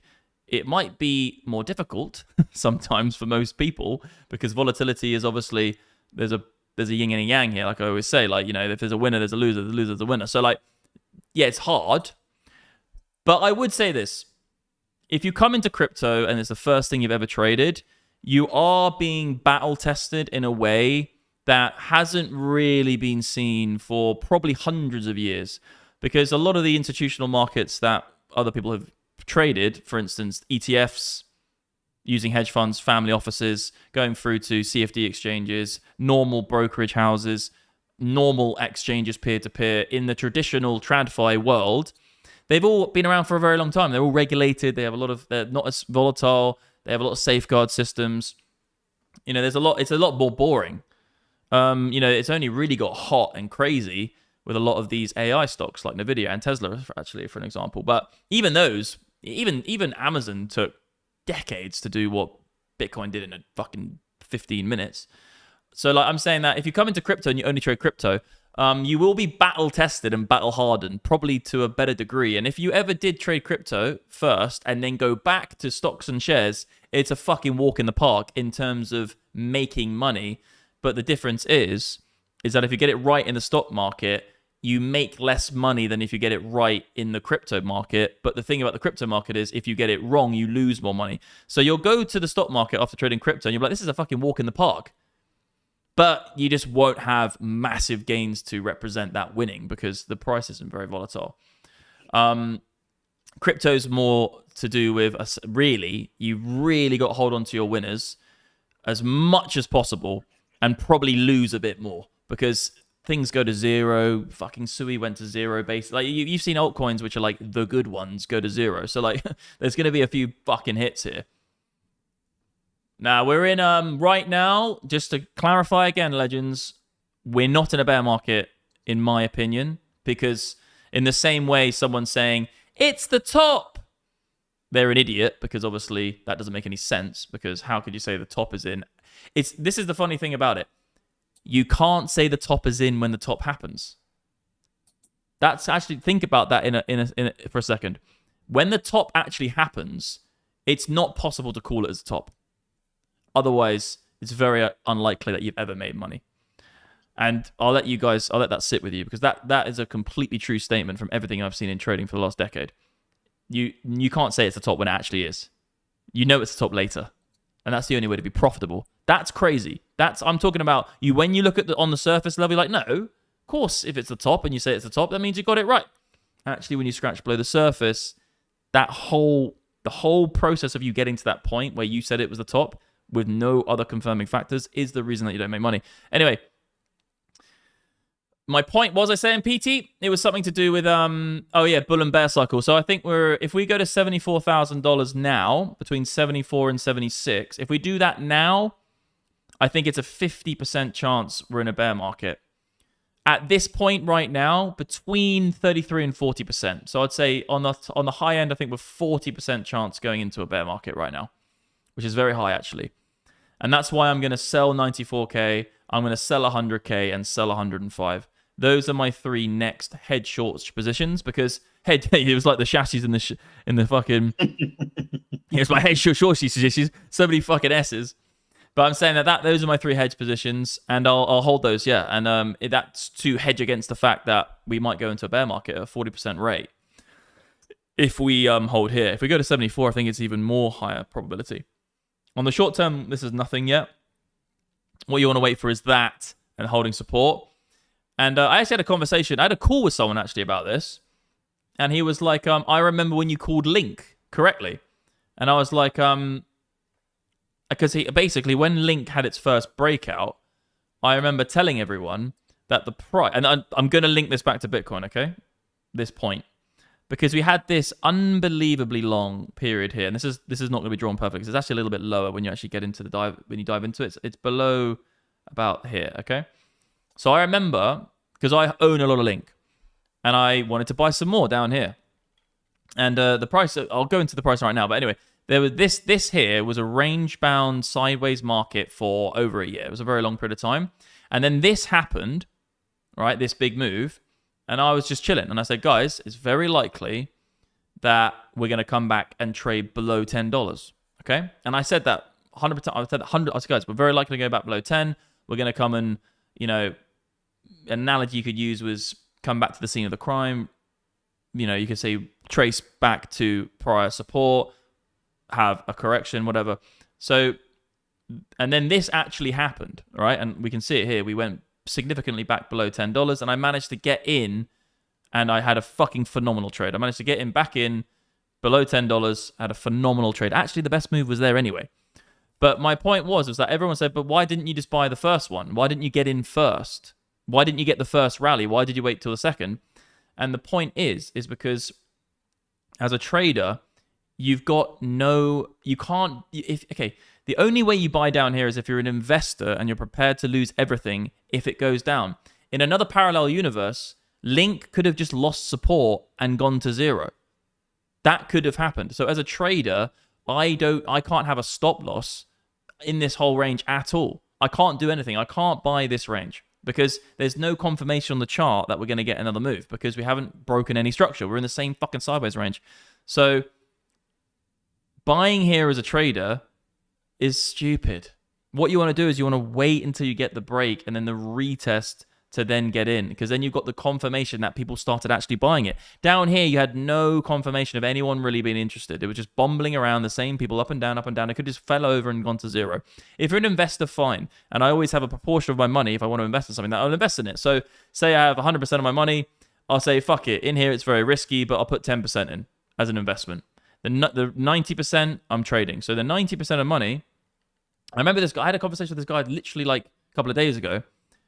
He was like, but why don't you just get in? And he was telling me that it was actually to do with him saying, I remember when you called Link and I thought you were wrong, but actually it ended up going back below 10. And I was like, cool, man, think about it. This is the fucking level you don't want to be getting interested in because you have no confirmation. So I want to bring this back to Bitcoin. Ultimately, you got the first move, that's interest, and then the retest. And then just so you know, then you have a logical trade. You have support. You have a defined stop loss where you know where if it goes below, you're going to go back to the lower end of the range. So you have a support level as well as price action, and that resulted in an incredible trade. But I'm saying it's very similar to Bitcoin. Calling for this now is a load of bollocks. This is not this is very unlikely the bottom because I can't call the bottom by what I do. It's not possible for me to say this is now the bottom, this is now the top, because it doesn't work.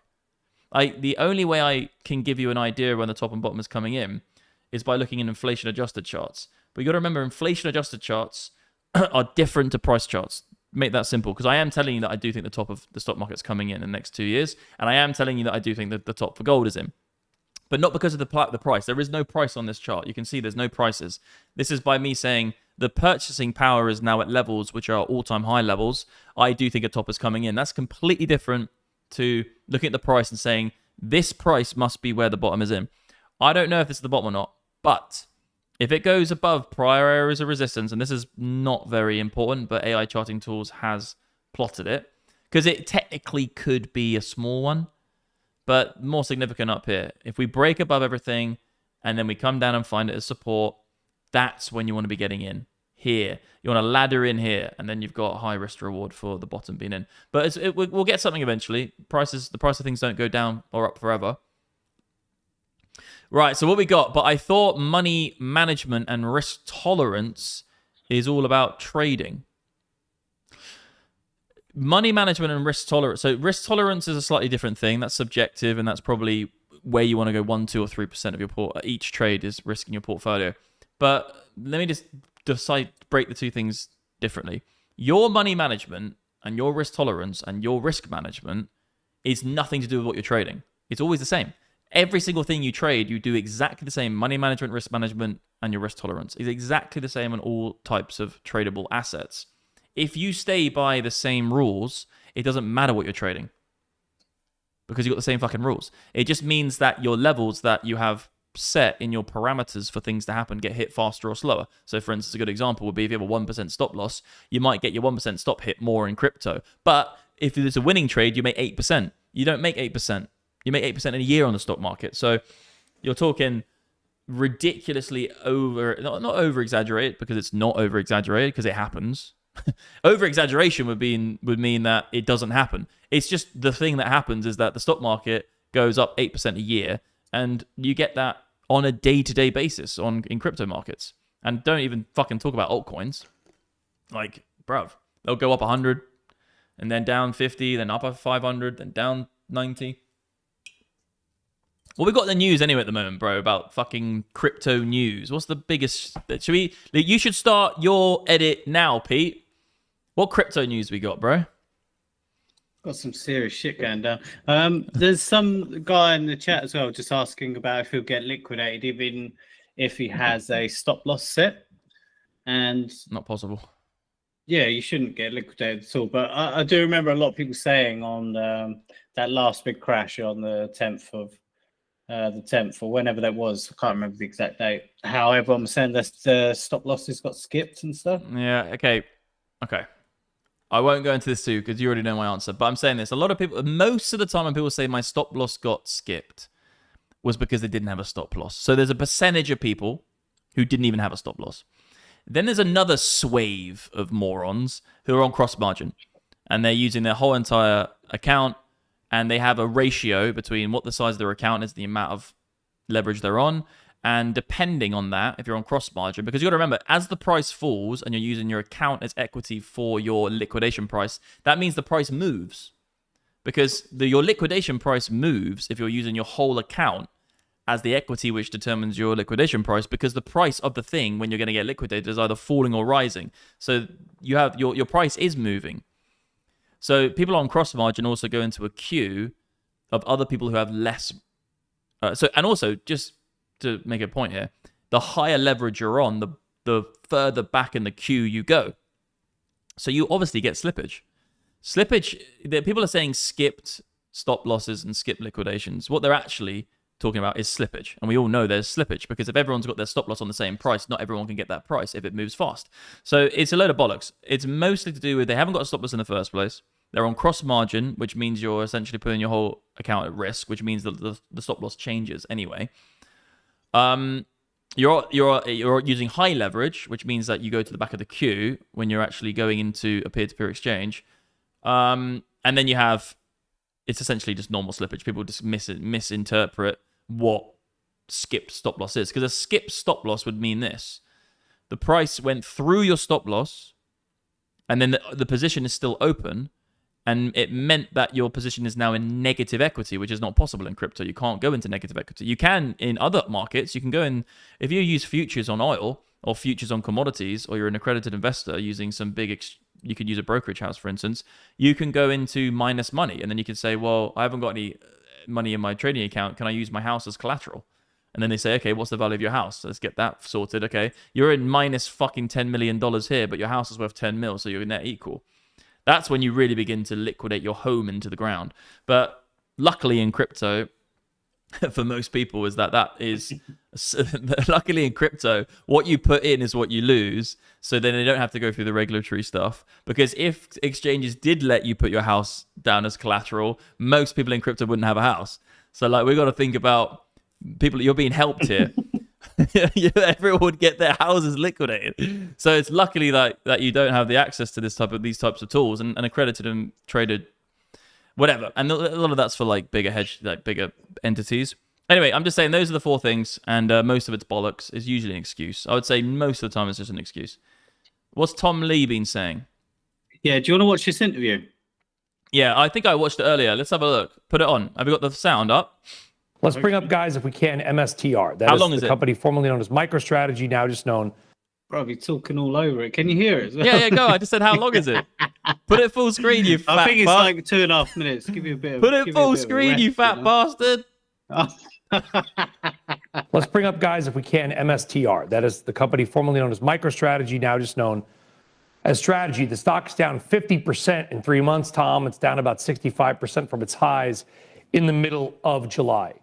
Is MicroStrategy down because Bitcoin is down, or is Bitcoin falling in part because the strategies of the world, the Michael Saylors of the world, have to sell the crypto because their equity is going down? What's the chicken? What's the egg? Yeah. Well, again, because of my world in research and on BitMine, we are really plugged into all the trading desks and all the clients that trade. Anybody who has a sizable Bitcoin long position, okay, let's say it's more than $1 billion, they have very limited ability to hedge it in crypto derivatives, like calls.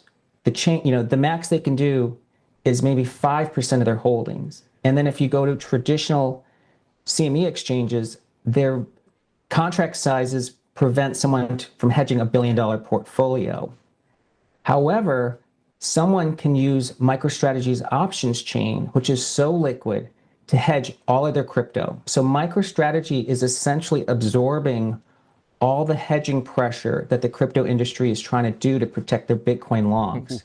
So the reason MicroStrategy is a leading indicator, it's actually the only convenient way to hedge someone's long is to short MicroStrategy or buy puts. That's what we're seeing today. This is the kind of stuff, Tom. It's one of the main reasons that we bring you on, because you understand what I would consider the engine oil of the stock market, right? We know how the engine works, or people think they do, but inside that engine, there are gears, there are pistons, there are things that are occurring that for 99.9% of our audience, they don't do this for a living. We get it. This is a really important interview. I'm going to let you go, Tom.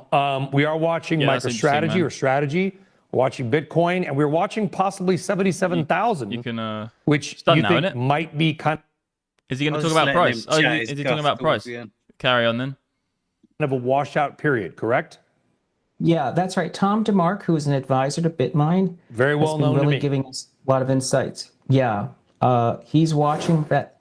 Actually, MicroStrategy at this level here probably is when you want to ratchet into the longs, and Bitcoin maybe just a few $1,000s lower. Brother's got that green screen handkerchief on the go. Yeah, I know. He's going to do the whole fucking background with that. He's going to whip it out of his pocket and start putting it out to get the background changed. What do you think about that? Yeah, I think, yeah, it makes sense. What he's saying in simple terms is that people who have longs in a traditional sense, or let's just say institutional grade traders, they can't actually use tools in crypto to get a hedge of $1 billion against their portfolio. They can only buy, but they can't hedge against it. So what they're doing is they're actually short selling MicroStrategy stock if the price is falling of Bitcoin, because they can't actually get exposure to the Bitcoin price itself. So, but they know that if the price of Bitcoin's falling, MicroStrategy stock will fall. So, because that's a massive on a public stock exchange, they can get the liquidity they need to get that position open, which is really interesting actually, because that definitely is something that I didn't know. And MicroStrategy will probably end up having some issues because of that, though. You know, I don't like the sound of that. It sounds a bit like, well, you know, if everyone's using MicroStrategy as their tool to short their spot portfolio of Bitcoin, you might end up having a little bit of a crazy order book flow for Strategy in itself. I like the way they changed the name to Strategy a few years ago, didn't they? They don't call themselves MicroStrategy anymore. And then he's saying that the price is going to go 77. Yeah, so I think I'm saying 74, between 74 and 76. Damn. But the problem is about these dudes, he's looking at like much bigger time frame institutional grade traders. He's in some sort of fucking bubble with what institutions are doing, like $1 billion long. Like no one watching this video or anyone in the retail space alone can do that. So we're not talking the same language here. We're looking Wave a magic wand. We always wave a magic wand. We're gonna wave a magic wand, man. It's over. Wait, why is that not there? Is it still there? What's what? So I was looking at something on my screen, but it's gone away. Should we watch this little one? Jim Cramer flips bearish on Bitcoin. It's only a 30-second clip. What? When did he do that? Today? This is a tweet from today, yeah. We're back. Bitcoin is like at 81, and you're looking at what I regard as being the single worst moment in this decline was the moment between 3:30 and 4:30, and then Williams comes on, and then suddenly everything's fine. I don't think so. You don't think everything's fine? No, there's a lot of people who have to get out. Let them get out. This is not what suddenly they wave a magic wand. We always have real issues. We have issues with the building out the data center unlimited. We have issues with a lot of people, the strategies. Bitcoin is like 81. But he literally sounds like he has no idea what he's talking about. He does sound a bit dodged, doesn't he? He's like the strategies, the strategies, they got to get out. I do like him though. Yeah, we'll see a massive green candle once it goes bearish. Yeah, it's coming. Well, actually, what he says is a contrarian indicator for sure, but this is much more like actual. You can put this into a trading strategy. Using this is from my company, guys, MDX Algo. You already know this. This is what you want to be looking at, the actual longs and shorts and the ratio between the two. Yeah, it's fucking, everyone's so long. It's funny how everyone comes out on the news and says, oh yeah, like I'm bearish, but actually everyone's long, and that's fucking, the price is nuking because of it. It's going to be a funny one, guys, honestly. Like, if we do the 77, which, Lee said, Tom Lee, I think between 75 and 76, like I said, these two levels, I think it's still a 50% chance we're going into a bear market, guys. And obviously, it's 50-50. I will just take hedge shorts on the basis of that. If I think it's a 75% chance to go in, that we're in a bear market, go into a bear market, then I'll actually look to short levels. But I'm looking for hedged positions because I want to hold on to my spot. The hedge position is going against it. A lot of people don't understand, like, when you hear like hedged short and hedge positions, people don't actually really know what it means. A hedge short is like you still have exposure on the other side to the long. Exactly what Tom Lee just said and what I've been speaking about in this video is that hedging short is a completely different story to shorting. Because if you short something, in a manual sense, you've taken a loan to wait for something to fall for you then to buy the thing with the loan and keep the difference. That's actually what a manual short is. That's not what I'm talking about. I'm talking about hedging against.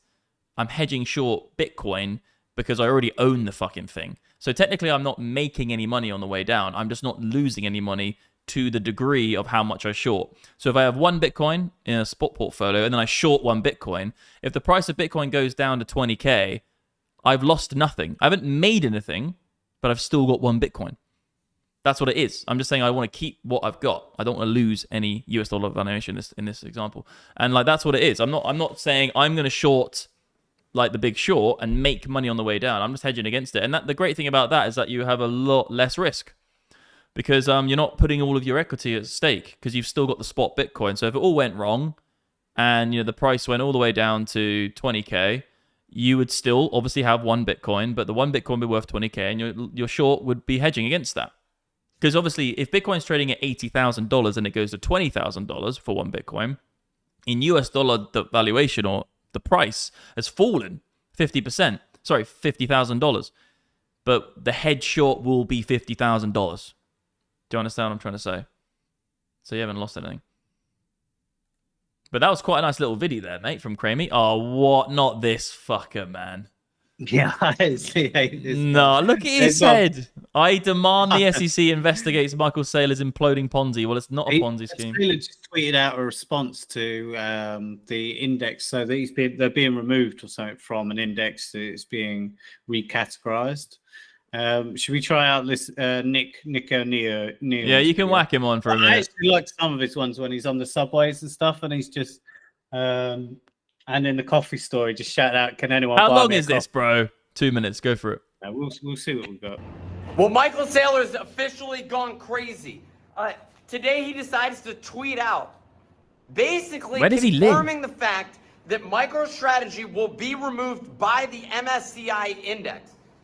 there's an entire thread that's been published online explaining the implications of this.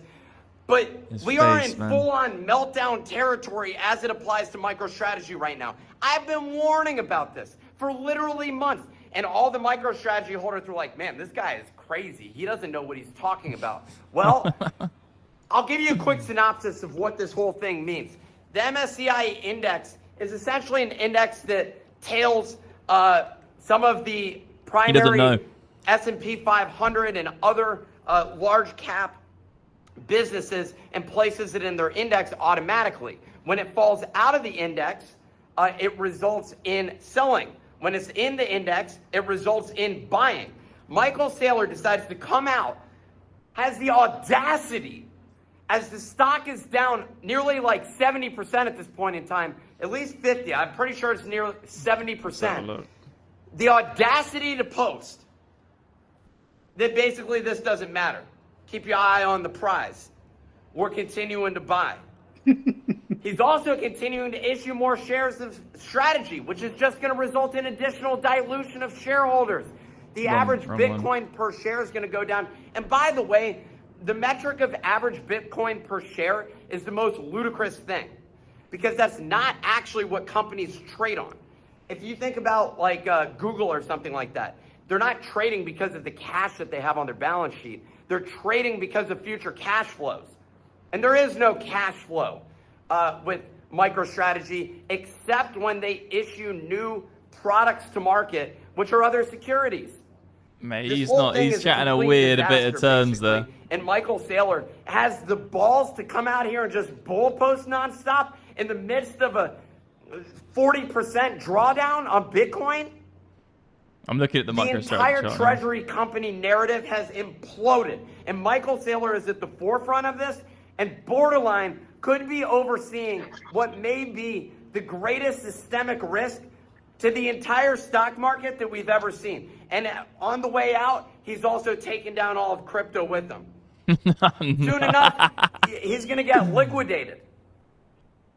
Look, one of the things that are actually, in all seriousness, the liquidation thing is not actually true. But what is true is that he needs can't some get way licked. to He's on like offer capital 5% to pay margin. these dividends. And he tweeted out also yesterday that the dividends are going to be, he has 70 years of dividends worth of Bitcoin. Or are you going to sell Bitcoin, bro? You're going to start selling that when it's down? All right, when you're negative on your investment? Bro, He's actually, I can't get over his look sometimes.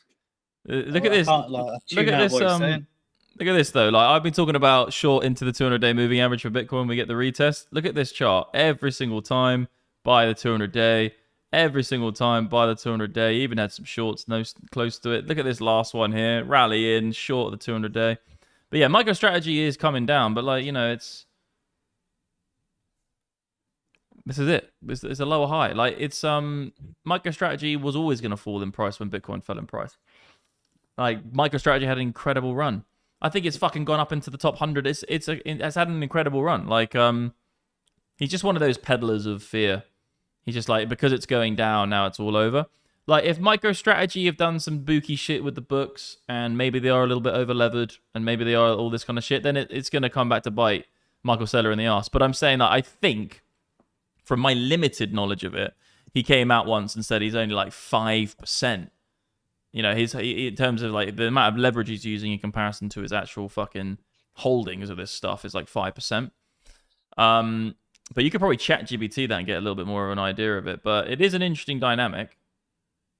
And he's using Bitcoin as his treasury asset. So that means that, of course, the stock must rise and fall quite quickly, because if his treasury asset is Bitcoin, that means that on the balance sheet of MicroStrategy, the amount of reserve they've got in their treasury goes up and down a lot. So I don't know. I think we'll see. I'm not an expert on this one. You know, I've seen a lot of stuff online, people chatting about it, but if Saylor wants to bring everything down, he will, but I don't think at this point, looking at it, let's just find out if how much leverage he's got, but we'll see. What else we got, brother? Okay, make the note. Yeah, I really like this tweet. Make the most pro-crypto president in history win the election. Now send his own meme coin to zero with no bounces. Now send random tech stocks 1,000% instead of crypto. Now use these tech companies to spy on the population. Let's double the cost of living. Okay, now give their jobs to immigrants. Blame job displacement on Chinese manufacturing and start a tariff war. Wait till they sell. Now undo the tariff war. Now convince them that 4-year cycles aren't a thing anymore at the top of the 4-year cycle. Now start the tariff war again. Shut down the government. Tell them they've got a gambling addiction. Give boomers more tax breaks and send their golds to all-time high because they worked harder. Wait till boomers die. Now send the dollar to zero. It's a bit of a meme, this guy from the Truman Show, just calling out random narratives of what's going on at the minute. And he's aiming this at Trump, I assume, yeah. Well, it's just about how fucking mental everything's been. It sounds like a few things Trump said in there. Yeah, so a couple of things Trump's done. The tariff stuff. But, yeah, I it's been an don't absolute think fucking popcorn show, isn't it? No, I do think there's going to be some severe... Oh, yeah, guys, I forgot to mention as well. I said I'll talk about Botmaster. So in my beautiful company that I've spent a decade building, Botmaster is coming for Black Friday. We are going to be releasing it very soon. So there's a link in the description to join the waitlist. We're going to give you some information about it. Essentially, the product, we go and find we basically allow you to use plug-and-play trading bots, and you have to do nothing. So we essentially set it up, we give you all the settings, we make it so it's easy for you to click. You click one button, and then the trading bot starts. You have to use Wonder Trading. And we've actually done a new partnership with Wonder Trading to make it easy. So, yeah, we've got a real nice product coming out, guys, at MDX Algo. Like, this is going to be... It's very difficult for this to be copied as well by a competitor because of the people we have involved with the knowledge that they have. Because we've got a team of people finding all the best settings for the bots for you every single day and then updating each week. So when you're using one of the strategies with those settings, each week you get an update. And we have a live chat to them to say, well, is this working? Is this way? So all the settings are getting updated every single week in the bots themselves. All you've got to do is click a button to copy the settings into TradingView and connect it to an exchange to trade. So essentially, you have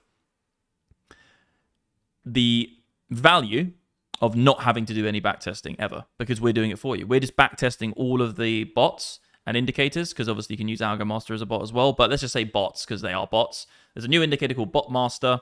We find all the settings for the indicator. You just click one button. They come up on TradingView, the buy and sell signals, because you can fucking trade it manually if you want. And then you can click one button, it connects to an exchange, and it will trade for you. So it's going to get ridiculous. And then we even have another package, which is like, okay, do you want to take it to the next level, where you have the Botmaster indicator and strategy code, so you get all the settings. But then you even have another thing you can buy, where you have a one-on-one trading bot expert, a bot specialist, we call them, and they'll actually just do it with you once a week. So they'll literally like fucking do all the settings, connect the API, send it all over, and it's done. It's a fucking crazy product, and it takes a lot of manual input, so it's very difficult for all of these gay SaaS companies, which are just trying to automate everything and make everything like AI, and you have to do anything, and it's all just robotic and fucking automated. This is actually manual input of professional pro traders who are finding the settings and then putting them for you to use. And there'll be a dashboard. So you click on this, you have a dashboard. It will show you, this is only 3 settings. I don't want to give away all the tickers, but we're going to start with about 15. And you just click one button and you can then trade with them. Pete, we need to get you into this, bro.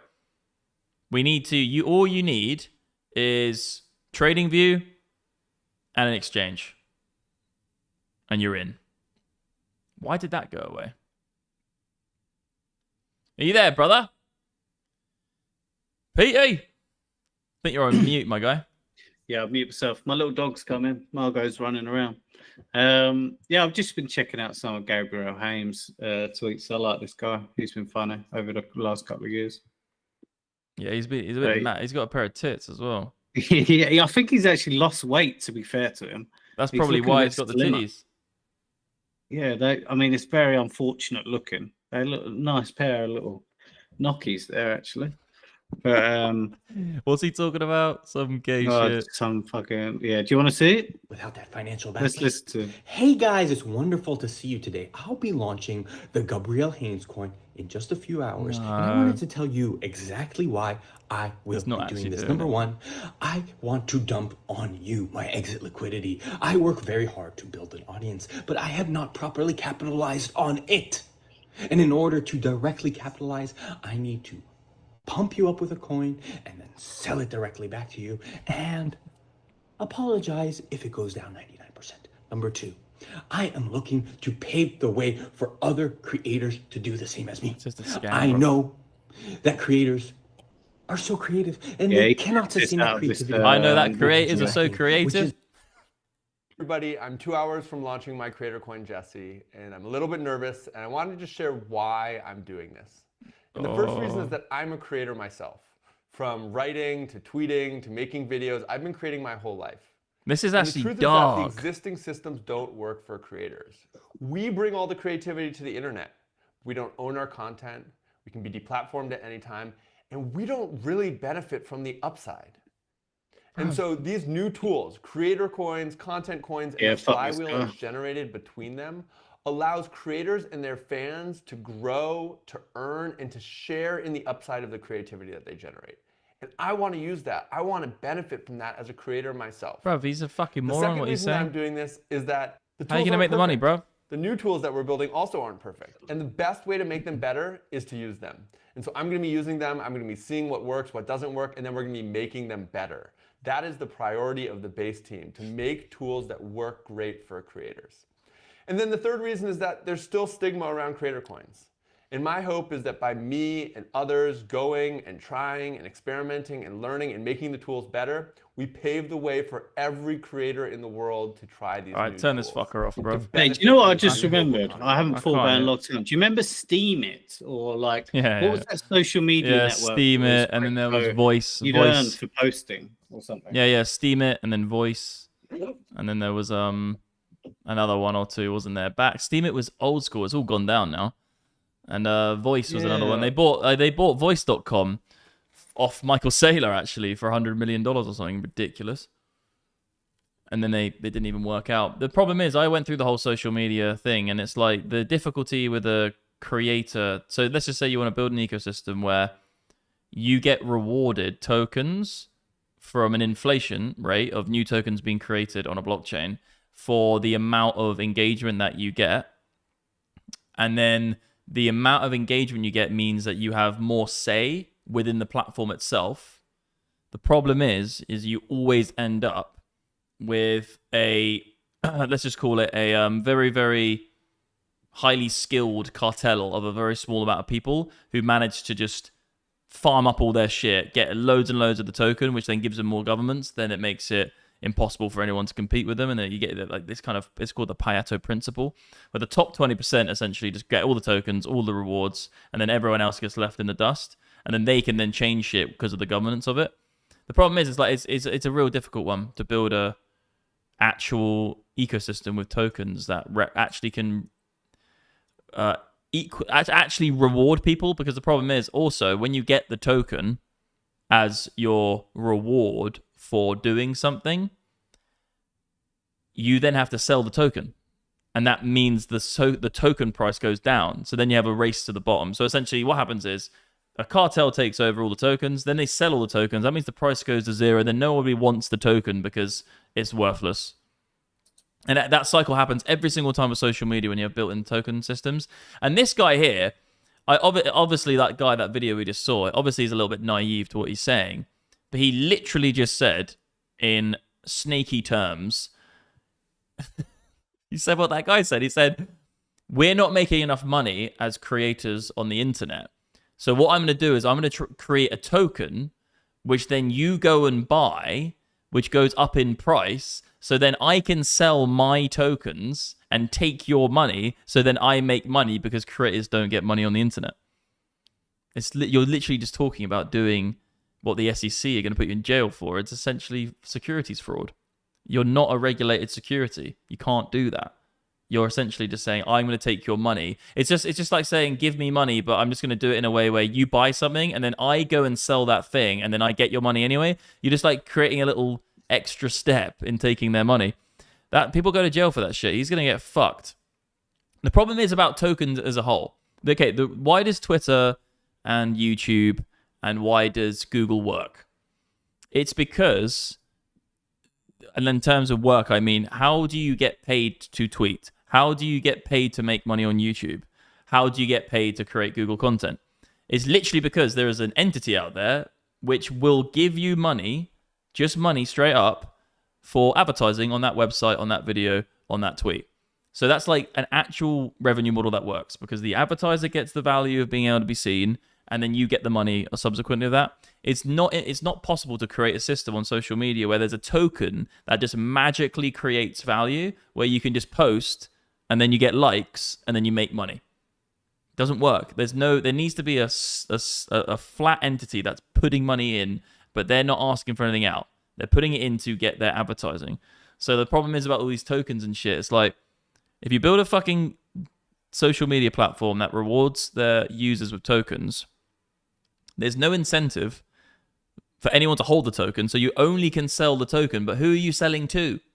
How can you sell the token? Because it's not going to have any value because no one has to buy. You have to create supply and demand. There needs to be buyers of the token and sellers of the token. They tried to do a thing where they made it so, well, if you want to advertise, then you need to buy the token.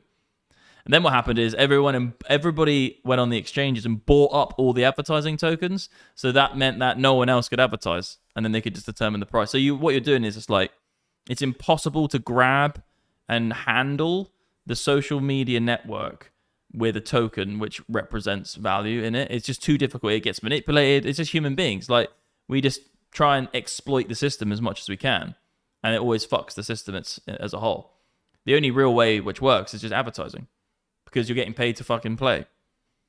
Oh no, is that real, bro? That's not real. That's AI.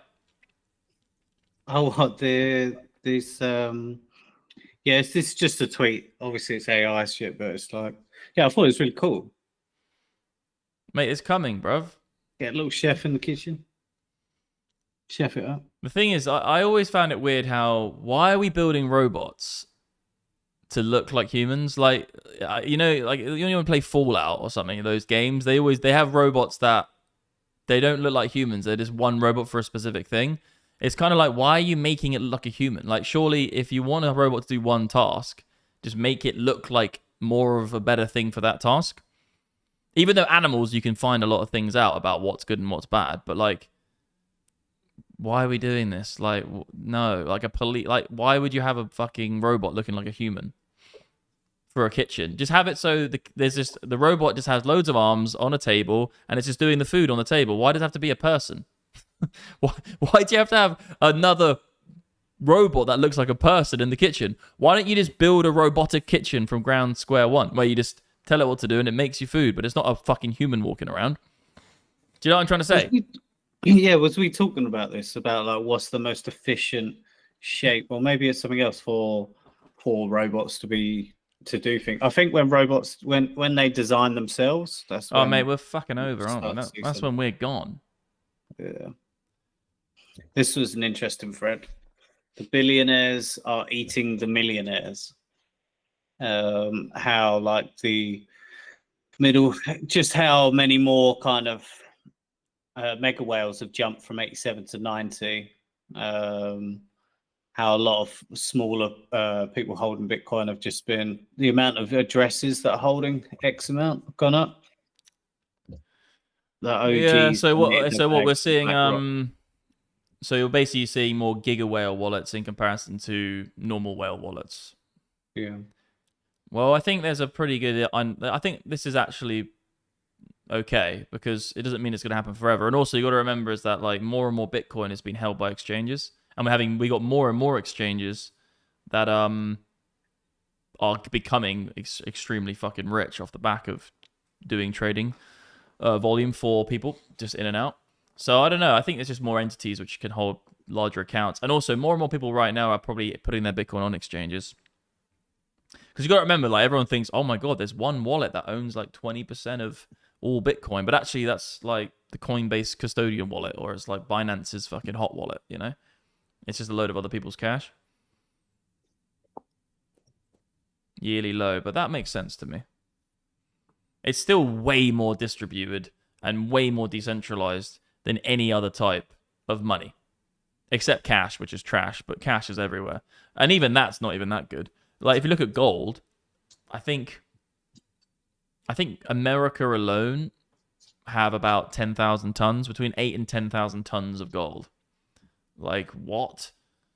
Like I actually don't know the statistic between all gold to institutional owned gold to retail owned gold, but I think it was probably worse than this. The OGs just donated their bags to BlackRock. This was an interesting thing about Saylor. This is the thing that he's responding to. So the index exclusion, how much strategies XR redefines corporate finance. He's basically being kicked out of this index, and yeah, a lot of people are worrying about this, but I'm not too sure what it actually means for the. I think it means how to rate funds. It's just funny how like I don't know what this whole thing is about, this index thing, but like why would the index accept him in the first place when it's going up in price and now say, oh no, we need to get rid of it when it goes down in price? Like, did you not look at any model or any chart of the vol of Bitcoin and think to yourself like there's going to be some volatility, guys? The funny thing is about Bitcoin and why people get into it, they're always like, yeah, you can make loads of money in Bitcoin, but everyone's like, it is volatile. And they'll go, yeah, don't worry about that. And then when it actually gets volatile, everyone shits the bed. And it's like, guys, like, I obviously, I'm one of those people who sits on a roller coaster and doesn't even move now with Bitcoin. But like, I'm saying, it's funny how like no one tells you it's not volatile. Like, Bitcoin is fucking volatile. Like, it's going to go down in the bear market probably 70%. It will go down between 60 and 70%, maybe even more. And that's a Bitcoin bear market. It's never done less than 60%. It's never done less than 60% in a bear market. Like, you're talking crazy shit. Like, at least with gold, like, it averages out about 50 to 60% bear markets, but sometimes it does a 30 and sometimes it does a 20. Like, you're not going to get a 20% Bitcoin fucking bear market. But that's why we love Bitcoin. And ultimately, it comes down to how early did you get in? Because if you got in at 50K, right now, maybe you could sweat a little bit because it's gone all the way up to 125 and now it's coming back to 50. Maybe you could say, I am going to lose all of my money. But I got in at $600. So it's like, it just depends on when you get in for your long-term investment. Like, if you get in at $600 right now, you don't give a fuck. You're like, okay, cool. Like, 125 to 80, we'll probably end up somewhere in the middle in the next 6 months. Like, we're chilling. And the bear market will probably take us down to about 40, which will be, for most people, quite severe. But we're traders anyway, guys. Like, we have to remember that. It doesn't matter. I have my investments in Bitcoin, but in trading terms, I sold all my BNB, my spot, my bot sold at 25% of my Bitcoin, and then I've got a few other hedges. And now we can do what we do best as traders and play this next move. So wherever we get the next bounce trade, that's when you begin to head short. And that's the sacrifice you play as being a swing trader. A swing trader, like I said a billion times in this video, we don't know where the top is. We're not doing that. That's fucking retarded. Like I said at the beginning of this video, well, not the beginning, but I said, if you are a good trader, when the top happens, you can never say it's the top when it actually happens. And that's everyone's like, what? Doesn't make any sense. But if you really think about it, take some time, what I just said is completely the truth. When the top actually happens, as a swing trader, you can never ever say it's the top. And you can never predict it's the top, because that would mean that you would long-term be unprofitable. So, yeah, no, this is very likely going to have some significant bounce soon. And then we'll look at the head shorts. And I know where we're looking to head short on this. The 200-day is 100%, 105, 100, 80, 94. So we've got some head shorts coming in. And then we have to see if Bitcoin's going to make a new high. Because obviously the probability of that's going down very, very quickly right now. So I'd say we're at about 40% chance we're going to go into a bear market. 40% chance we're going into a bear market. And then we are so back from Steffler. Guys, Steffler, post, or Pete, you post it's in the description below. Post the join the wait list for Botmaster, the new product. So my company, MDX Algo, we're launching a new product called Botmaster. Put the join the waitlist in the live chat because it's going to be an absolute monster of a new product. Got you on camera, Petey.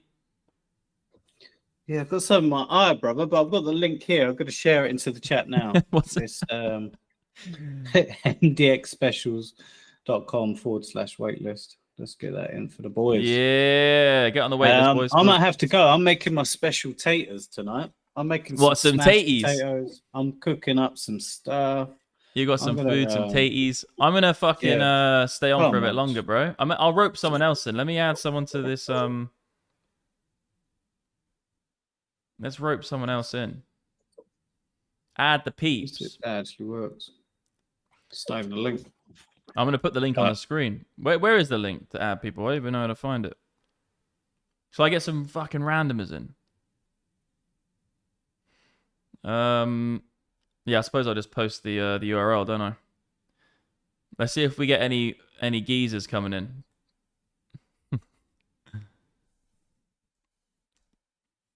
That's the Google Meet link. Let's see what we get.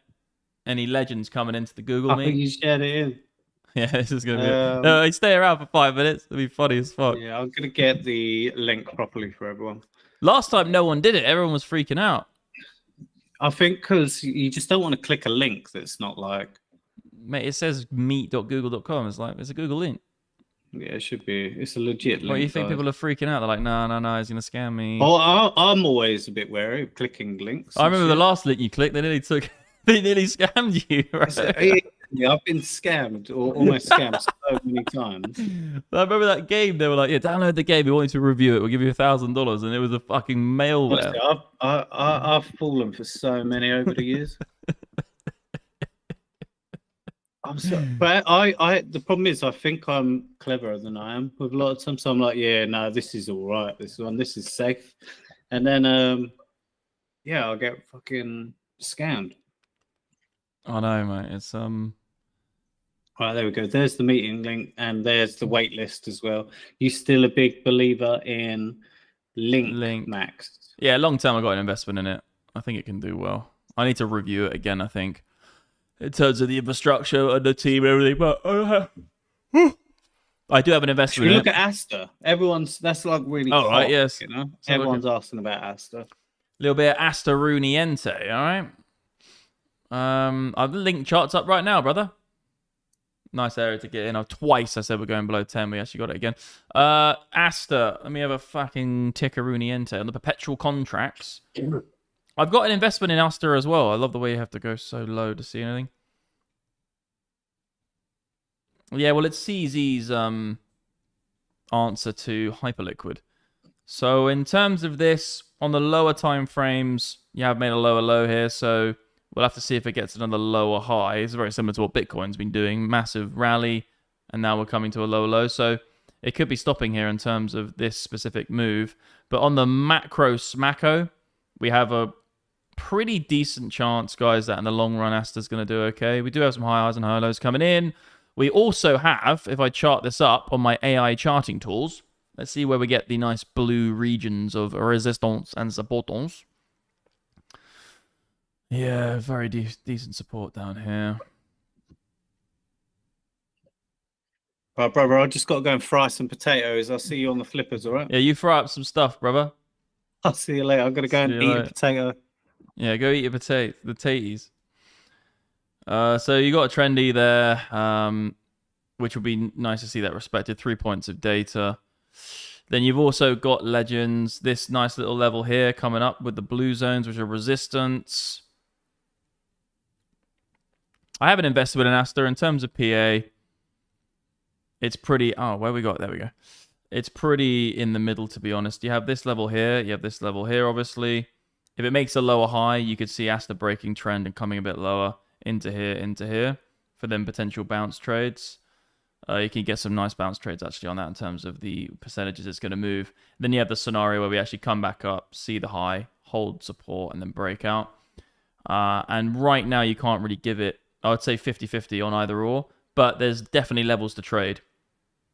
There's a buy at 110, there's a buy at 90 cents, there's a buy at 80 cents for sure. And up here, there's actually a short, to be honest, but I wouldn't look to hedge. I wouldn't look to long or short this. I'll just look to buy it. In terms of long term, I think we're okay. It needs to get above a few more levels, though. You really want to see it clear here and obviously clear up here. You know, something like this, back in, and then into this resistance, onto the prior high, continue. The most bullish, let's just say, I don't like saying bullish, but one of the best looking charts for bulls is when the price of something rallies, it sees resistance, and then what it does is it continues to break that level there, and then it comes back and retests it, and then sees it as like significant support. That's the most bullish, or let's just say the best scenario for the bulls. Because what you've done is you've just tagged the whole area. What we've got in Bitcoin right now isn't as good, because what we have is the price. So you see here's a good example. You see the price has rallied up. It's seen significant resistance. It's rallied again, but then it came back to its prior high price and found it as fast support. Now on Bitcoin, we have a weaker market structure for sure, because we came up into this. So we did break it. We had resistance. We broke above it. We found it support a few times, but then we broke below it. The best scenario would have been to go very, very high and then see it as support and then never get below that level. That's a very, very bullish. I'll just fucking say bullish market, like on the higher time frames. I don't like using it because you can be bullish and bearish on any fucking market, because you could look at any time frame. On this specific time frame, the higher time frames on the daily, if you find here that it found support, it's a very good sign. Now we're probably going to end up doing the crocodile top. I call it the crocodile teeth top. You get crocodile ranges, but I'd say we're going to do some sort of, you know. But I think it's, yeah, we got pretty decent probability, guys, that we are going to get. I would say we're up to 40% chance to be in a bear market or go into a bear market when we get the lower high. We just have to see how high we go now, and then we have to see what the relationship between where we go and how high it is in relation to the 200-day and $100,000. But 94 is a head short, 100K is a head short, 105 is a head short, depending on the 200-day moving average. AI charting tools is probably going to have a blue box here on the 100K. Let's see where we get it when it loads. I'll do a few more questions, guys. I'll hammer on into the question Arunientes. We have someone in the chat. Who came in? Is it Mike? I bet you it's Mikey boy. Oh, it's KLG Consulting. I have no idea who this is. So we're just going to let this brother in. Wait, K&G. Do I know this person? What's crack-a-lackin', brother? Hello, mate. How's it going? All good? Yeah, good. No, I thought I'd pop in. I realized you put the link in. I've never seen anyone do that. I've been watching you for a while. And I thought, fuck it. Let me click that. The link's safe. Mate, I genuinely the other day, I was on stream with Pete and I was like, why don't we just fucking throw the Google link in and just be like, let's run it up? Like, what's wrong with that? So yeah, now we'll throw the link in the chat. So you got any, what's up, man? Where you from? England? Yeah, I'm from London. And yeah, no, I'm into like crypto and all that. I watch your videos for as part of my insights to understand on the market. Legend, bro. Fucking legend. I think you know what you're doing, and I think you're clever, and you're one of the people I respect in the space. So that's why I check in. Mate, legend. Do you have any questions you want to ask me or anything about anything, or you just haven't? You just want to say thanks? No, it's fair. No, to be fair, I mean, why not? Fuck it. Let me ask a question. You're here. You have to. To be fair, where should we start? It doesn't just have to be crypto related. Yeah, mate. You just chat. I'm here just chilling. I just thought I'd have a chat with you. To be fair, I know Pete's off, so I just thought I'd pop in. I know, but yeah, I don't know. Fuck it. What should we talk about? I'll tell you about my crypto. You're hilarious. Like, just jump in. Like, what should we talk about? I don't know, man. Let's chat about England. It's shit, isn't it? It's all fucked. Yeah, no. I don't know, but I'll tell you about my crypto journey. So then tell you that quickly. How I got into watching, I guess. Bought Bitcoin in the top of the bull market last cycle. Classic. Didn't sell. Thought I'd become a millionaire. Didn't happen. And now I've just been riding the wave. Bought a bit of Bitcoin at around 19K, but not enough. Yep. And that I'm heavily into altcoins. Unfortunately, that's not quite what I do think. Thing is, and you're saying it's finished, which is unfortunate. So I respect your opinion, but other people are saying it could happen. So I understand both sides. I don't think so. What altcoins in terms of them being finished? I think a lot of them are they're gonna struggle. The ones that had those huge wicks down in like 3 or 4 minutes, I think they're gonna struggle for like the next cycle, just because it's difficult to get that big player to look at it and think, oh yeah, I'll invest into this, because you know. If you do like a split analysis of risk and you go and you look at a chart, or you just go by the numbers, you're like, there's a thing called Sharpe ratios as well, and you can look at like kind of you can look at a price and be like, what's the potential, and what's the lowest it can go in the fast amount of time, what's the biggest drawdown, and what's the average vol it moves per day. And the problem is, like, when you actually do those equations, you look at a SUI chart, for instance, and it gets very difficult to make an investment, because you're like, well, if it can drop 85% in 3 minutes, how can I make a long-term investment into something like that? It's just really difficult. No, I definitely agree. I don't think it's over though. I think they'll come back eventually. I think I want the short term. I want to boost for like, I just need 2-3 months of an alt season and I can be out. And I like, and I'll jump back into. I basically want to start again, but I'm riding the wave that's been around 4 years now, and it's not really happened, right? So we're all waiting for, and I didn't buy enough Bitcoin, so alt season not quite happened yet.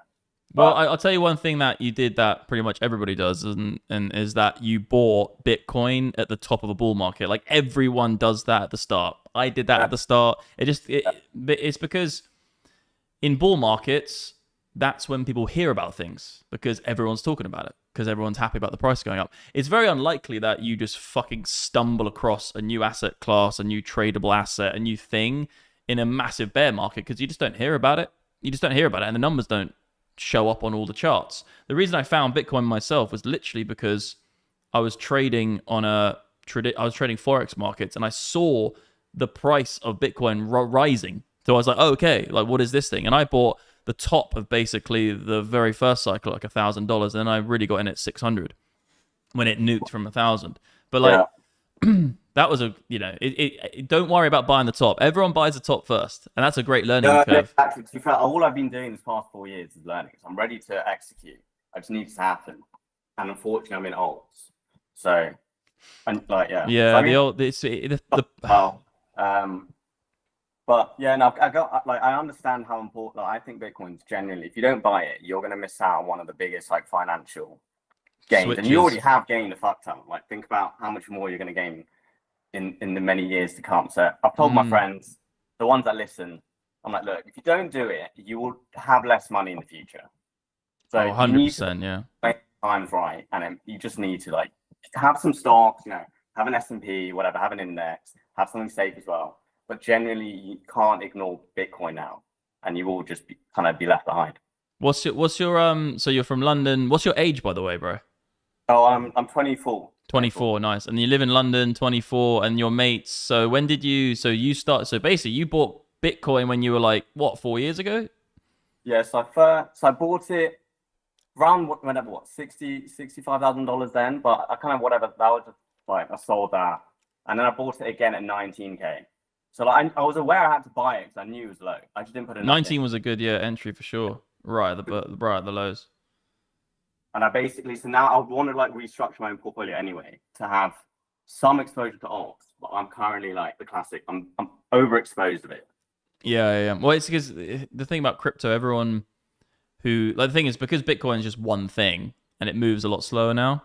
You don't have many incredible success stories all the time, but because there's hundreds of altcoins, there's thousands of different tickers, there's millions of altcoins, like there's always one guy who like made $1 million on this random altcoin. And the thing is that kind of sucks in consistently new crowds of like, oh, I could be that guy, or I could be that guy. The problem is it's like 1 in a fucking 100,000. And also a lot of the times when people make money on altcoins, the numbers might look good, but actually when it comes to selling, when you go to sell your $1 million profit on your altcoin, you then push the price down so far that you don't even get that much money out of it. Like we've had cases. So I would say you definitely need an altcoin portfolio. I'm quite like in the camp of the top 10, and I've got my investments. But I would say like if you want to be 50% Bitcoin, but then definitely look for cool new investments, because there could be a token that has a great team and they're coming to market and everything like that. But when you invest in them, I say literally use it as an investment, and then don't even look at it. Just wait for them to realize their vision in the future. But then Bitcoin is your kind of course of making a decent amount of money if you can. But then your investments will maybe give you the big 100x's. And if you do, fine, make the fucking money and put it into Bitcoin. But it's the classic story, man. It's you know, Bitcoin's going up, altcoins are falling. You've got too many altcoins, but you don't know when to exit because they're already quite low. They're already gone down a lot. If you want to make it easier for yourself, you could do a very simple balancing strategy where you say to yourself that, okay, my portfolio is this amount. When the assets move themselves, I'm going to keep the balance the same. And when Bitcoin is rallying, Bitcoin becomes 75% of your portfolio. So then you sell Bitcoin to make it 50%. And you do this on a monthly basis or a weekly basis, and you keep rebalancing. So like, let's just say you want 25%. So you have $1,000. You want $250 in alts. You want $250 in investments, and you want $500 in Bitcoin. Every month, you look at where Bitcoin is. And if Bitcoin's massively now grown, and I think everything else hasn't, you then say, okay, well, I'm now going to sell some Bitcoin to get it back to 50% of the $1,000. And at that point, because it keeps growing, and that's one way. That's one way of systematically taking out all of your subjective decisions, where you're constantly like, oh, well, alts are down, but Bitcoin's up, so what's? And then you end up in analysis paralysis. I hate that terminology because people make that sound gay, but it is kind of that thing where you end up doing so many decisions all the time where it's too difficult, bro. You need to build in systems and no, exactly. And that's why I can't wait to start fresh. Yeah. That's a good fucking sign. If you can't wait to start fresh and you're excited about that, you have the minerals to do this. You haven't. Exactly. I've been consuming knowledge this whole time, and it's just a play I did 4 years ago, and I had to like, I don't think these coins these aren't fucking like silly little meme coins or whatever. Like, they're the coins that the guys in the space or whatever, you know, like, they're doing good things and they show good pumps, but it's just the opposite hasn't quite happened. So it's just been like, okay, we're not quite there yet, but hopefully, if it can happen, I'll ride a bit of a wave, I sell everything, start again. Yeah. The one thing is about, I'll wait for the next pump to then sell, is the issue is that there's risk involved in that pump where it might not ever happen. That's the problem you have. Like, you needed to set a defined stop loss at the beginning. So I'm just saying, like, at the very beginning of anything you buy, if it's an investment, you ride and die till the end. If you're buying it for a trade, like, you want to get in and out quickly, you need to just say to yourself, look, I'm buying at this level. If it breaks here, I'm selling regardless. And if it goes to this price, I'm taking profit regardless. And then never look at it again. Because the main mistake, I've made this mistake, everyone has, is like, I did this with Solana. I got into Solana at like fucking, I remember I got into Solana at the very beginning. It was like 6 cents or some shit. And I'll actually find the chart. I don't know if you can see my chart still, but yes, no, I look at the other screens.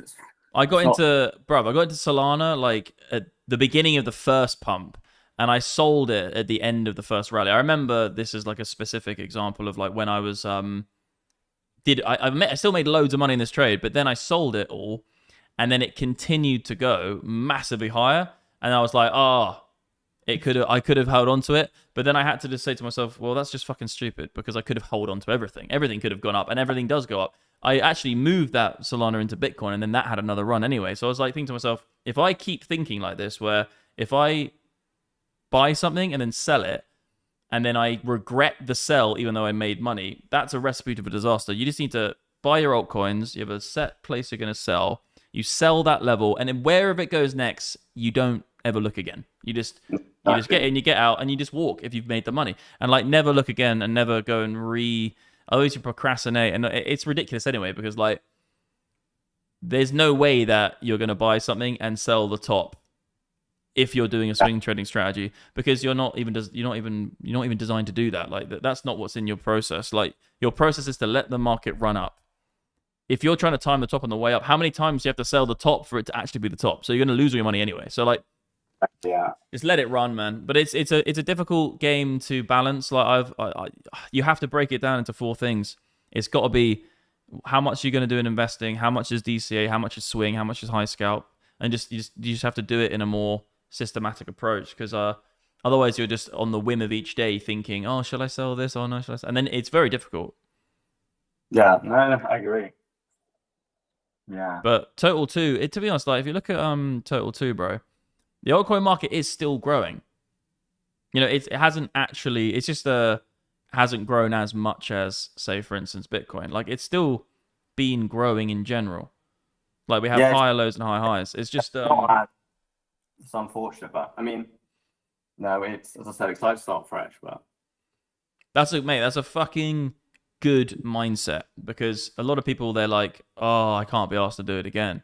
But if you're like, I want to start fresh and do it again, that's a good mindset, because you're only fucking 24, mate. You've been doing this 4 years. Like, and you're probably not doing it full time. I wouldn't assume you're doing this full time. I actually would like to long, if I could, like, in as a job, dream job or whatever, if I could just have a career where I decide what I do and I'm making money in this way, I'd happily take it all day. Yeah.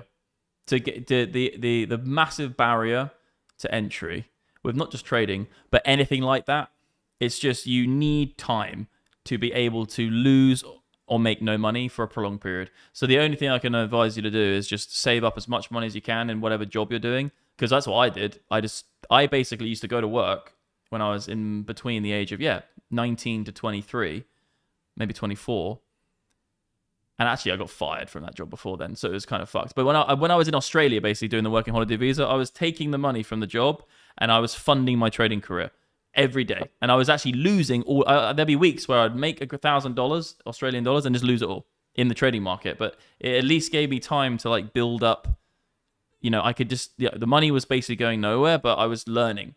And just if you can get to a point where you can save, like, I don't know how much you need, wherever you live, whatever you do, but the transition between getting rid of the fucking job and going into trading full time, you probably need at least 2 years of reserve money, which is hard for trading. In some other industries, you could probably get away with it. Like if you set up a business, you know, you might raise the money and you might have a little bit more of a run. But a lot of companies, when they raise money, then you go into it, you've raised money, so you have money to carry on going. The thing about trading is, like, you kind of need to raise money for yourself to live. You need to raise money, essentially. If you're going to start this career of trading, you need to raise money for yourself. Like, that's kind of how it has to go. And then you just have to have enough money that you go, fuck it, I'm going. And then you have to be you have to be able to take the risk that this might not work. And if it doesn't work in 2 years, I go back to my job and my money's gone. Do you know what I mean? But that's the hard part. It's just like the risk of it might not working, because not everyone makes it. Like, it's very difficult. And you might get lucky, you might not get lucky. And it's a bit like... So how did you learn all your... Because I'd say you're generally like very knowledgeable. That's why I watch your content. I think you've got an insight. One, you speak and create in a good way as well, in a professional manner. And you're yeah, for sure. The point is, articulating the point across is half the issue with most people. They're just fucking retards, like, at speaking. So how? Yeah, okay. Your speaking is good, but also your actual charting is like that. How do you learn that? What was like, who taught you, I guess, or how did you learn that? I don't know, just like out of curiosity. I don't know how far I want to go back, but I remember back when I was very young, I remember seeing like a screen from my father in his office. And I remember thinking to myself, this must have been when I was about 12 or something like that. I remember looking, because he had stocks and shares and stuff. And I remember thinking, like, how is that even working? Like, what is that? Like, there's numbers on the screen and you own shit and you make money. And I was always fascinated about the idea of being able to make money by not physically moving to do it. Like, you could essentially use your brain instead of your... Like that. I was always fascinated by that. I didn't actually get into trading until probably about 19, but looking back, that's nothing in terms of the time frame. But I was always interested in... I've always been very interested in, like... This sounds kind of crazy, but like computer games that orientate around economies. Mate, I'm a Sim City guy. I used to play like Sim City. Bro, I like those a lot. I'm addicted. I still play them today. I have this game called Anno 117 I've been playing, and you build like a Roman Empire. You got to sort out all the economies, make sure all the fucking numbers are right, and make sure it's like you're making more money than you're losing. I also had a streak at school of being like that. But really, man, the way I taught myself was just like going into about 19, 20 years old. It was trading Forex markets with a very limited experience. I literally had like a plus 500 account in England, and I went to Australia, and I can't really remember how it all really got to now. Like, you know, it's a long period, like, of time. I had one mentor who knew what he was doing, who was about 10 years older than me. I don't know him anymore, actually. And he basically showed me a few things. like meta trading and MT4 and stuff like that. And then I was using that. I had this amazing fucking... I thought it was amazing at the time. It was called Interactive Brokers. Check it out. Bruv, it's fucking wizardry shit. Like, it's the best thing to use to trade stocks. And I had that, and I moved away from that. And then I had, honestly, mate, I taught myself by doing it. Not even that. I did a lot of courses, but I never really bought a course from anyone. It was more like YouTube. I believe YouTube is its own university in itself. The amount of amazing technical analysis courses you can get.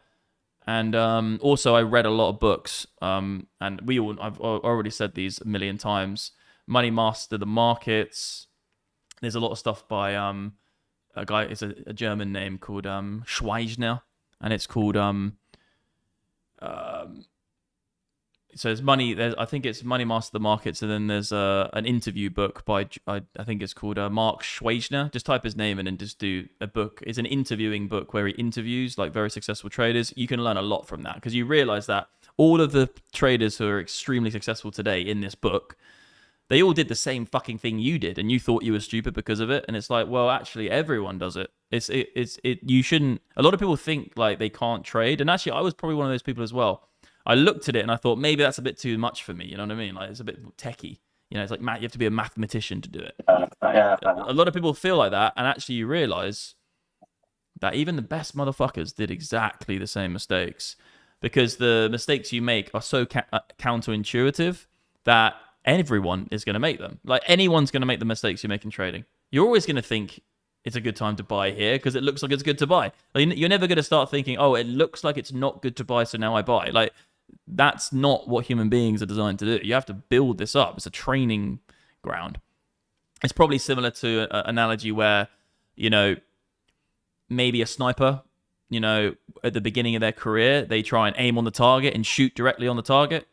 But then they realize, oh no, you need to think about the lead, the wind, you need to think about all these other aspects. And then their whole entire strategy of how to hit the target changes over time. And it's like, yeah, you can see the thing, but to hit the thing, you've got to do something else. So that would be similar to trading in a lot of ways. Like you can see the chart, you're like, I just got to buy and sell.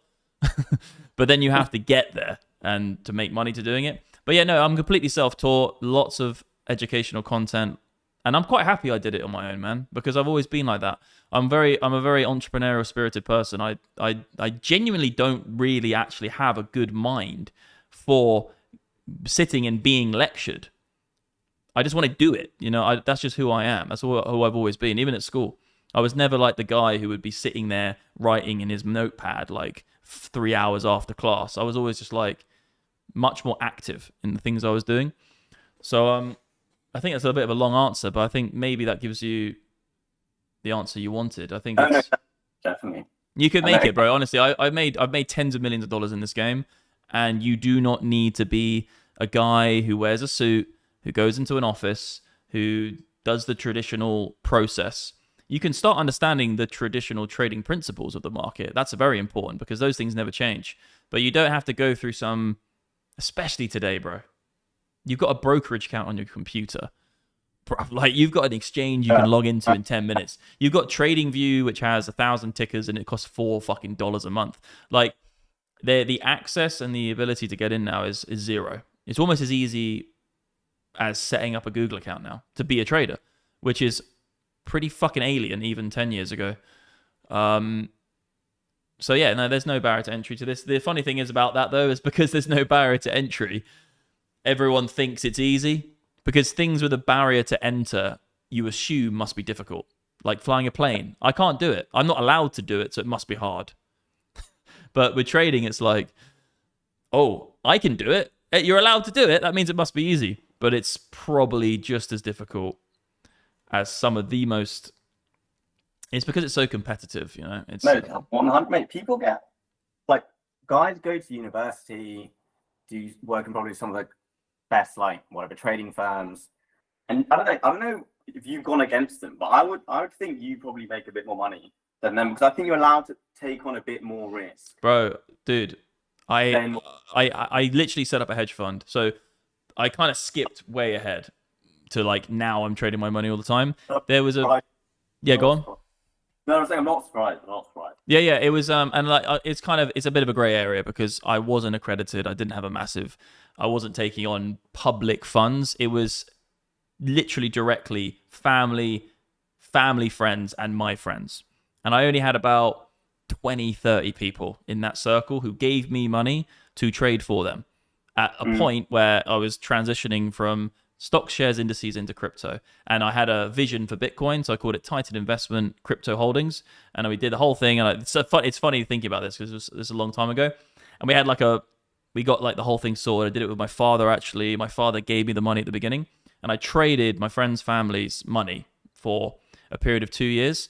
And, mate, most financial advisors and most people who are traditionally trading in a brokerage house, or they're trading against the customers, or they're trading in any institution, they're not making any money. Really, they're really not making any money. They're making a percentage of what they make their clients, and they don't really make the percentage that high. A lot of hedge funds don't even beat the SPX. A lot of institutions don't even beat traditional indexes. So they really don't make that much money. All I could say is it's a great learning experience. A great learning experience. And also you have the backing of it's not really your money. So you can play the game in a way where it's not all your risk. So you could probably have a longer duration of you can do it, but you will make less money. The thing about trading your own money, of course you're gonna make more money, bro. I bought fucking Bitcoin at $600 man. I had a 78 Bitcoin long at $4,000 Bitcoin. Like, bruv, of course I'm gonna make more money, but I could have lost it all. I could never have lost it all if I was working for a company, which I could have done that road. So it's literally the balance between you either bet on one number on the roulette wheel or you bet on 29 of them and leave one. You're probably going to win 20. Like, the thing is, if you lose once, you lose it all. But with crypto and all this shit doing your own money, you got a much higher probability of losing everything. It's just that, I don't know. I always say this, bro. I've always said that it probably took me not 10 years because it probably took me about 5 or 6 years of trading every single day to make 4 or 5 unbelievably good trades that I knew how to continue to hold and knew where the stop was and all these types of things. And I just had the right parameters to be like, I know where this is going now because I've done it enough, but I got enough money. Like, for instance, mate, Matic. I put 50 grand into Matic at 4 cents. Like, that was... And everyone says, oh, you just got lucky. Actually, I didn't get lucky. I learned from a load of mistakes from before where I sold out too early. And I came to the conclusion that I've got this position. I'm now going to let the market run until it stops. Not the other way around, where I'm going to try and sell before I'm going to, try and sell the top. And that made me like $2.5 million. That one trade, just on the process of being like, I've seen this fucking before. And this is an uptrend. And I'm not going to sell too early. And that's just one, because most people, if you had no experience, you'd be like, oh, it went up to, if it went from 4 cents to 8 cents, you doubled your money, 50K. Most people would be like, fuck, I'm taking 100K. Yeah, you know what my issue with that is that I hadn't discovered you then. So that was way early, man. Yeah. I wasn't even doing videos back then, though, mate. I wasn't even doing videos. I don't know when I followed you. I think I've got you definitely on Twitter first, I think. Like X now, whatever. And then, what was it, YouTube? I don't know. It's been 2-3 years. I think I was just thinking about while I'm still talking to you, actually. I was like, I've DM'd you like 2 weeks ago. I was like, oh, really? What, on Instagram? Let me have a look. Did I read it? I was like, I need a market update, bro. And there's like, you went on YouTube for a bit. I don't know if you I'm not on your private Discord. That is something that I eventually like. Yeah, I do post all my trades in there. I'm much more active in there. But yeah, it wasn't Twitter. You left YouTube for like 2 weeks, like that, and then you came back. I think just recently. These last few videos you've been dropping. Yeah, because of Black Friday, and I got my new product coming out and all this kind of jazz. I'm trying to ramp it all up again, you know. Appreciate the content because I use you as insight. So, bro, honestly, mate, that's music to my ears, man. To be honest, it's just cool to hear from someone who genuinely, just takes value from it. But yeah, this is I don't know if you can see the screen, but I do post my positions in here. To be honest, I have my last long was 94 and that got stopped out, so. It did go into profit first, but yeah, I'm waiting for the bounce trade, probably about 74. But like I always say, yeah, I heard you say that. To be fair, I think I can do that because I don't have I'm not trading right now. I've just got things invested. So I'm just watching it. I'm just like, you know what? I'm tuning in. It's a good thing to have on the background. Right now, I was doing that. I just tune in. Saw you Yeah, live. man. Yeah, I'm back. I'm just streaming. Wait, live apparently as well. I didn't expect that, but here I am. Mate, I'm doing a live every Monday now. I'm just gonna do a live stream every Monday. I'm doing more at the moment because of the Black Friday coming up, and we're promoting the waitlist for Botmaster. But mate, that's one thing as well you should definitely look into, like the new product automation, because like I'm talking about all these manual trading techniques, but automation. Yeah, I should speak about it more because I do so much of it. I have 25% of all my Bitcoin traded on a trading bot. We have people in my community like Viking, for instance, who's like 70, 80% trading on trading bots. So like my company MDX Algo is going to shift a lot in the next year, where the company's flagship product is likely going to be Botmaster, and indicators actually come second, which is crazy to think because obviously the indicator part of the business and all that's been like the top dog. But yeah, no, we just came to the conclusion, like looking at the numbers, we got to shift the business into more bot orientated, because you know I'm kind of like not even telling the true picture. Like 25% of my whole Bitcoin stack is traded by my bot, and that bot sold. So it sold it sold at 112k. It got back in at 107, so slight loss. But obviously it got back in and then it exited. So it didn't lose the amount down. It made money on the way down, but then it lost a slight in and out. And then the last sell was at 103,000. So if it buys back now, that's 25% of all my Bitcoin. If it bought back right now, it'd be a 19% gain in Bitcoin. Yeah. So nice. It's cool. And part of the reset.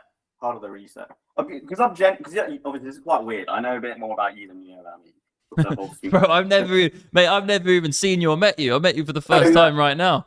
So like I can't watch the live while talking to you because there's a bit of a weird delay. And oh yeah, there's a big delay. Yeah. I haven't look at it, but I'm just talking to the voice. But look, mate, it's been an absolute pleasure. I need to run, but yeah, mate, legend.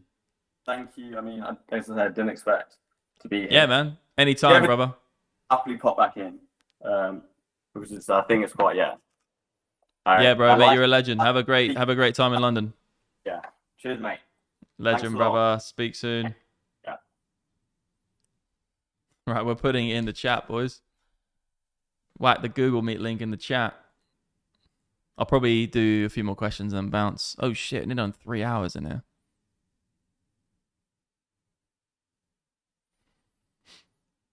That's what this channel's all about, legends. Live interaction with the community.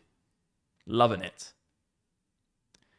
What was the first thing that made you successful with trading? Trading support and resistance, or using a certain indicator, or using multiple indicators?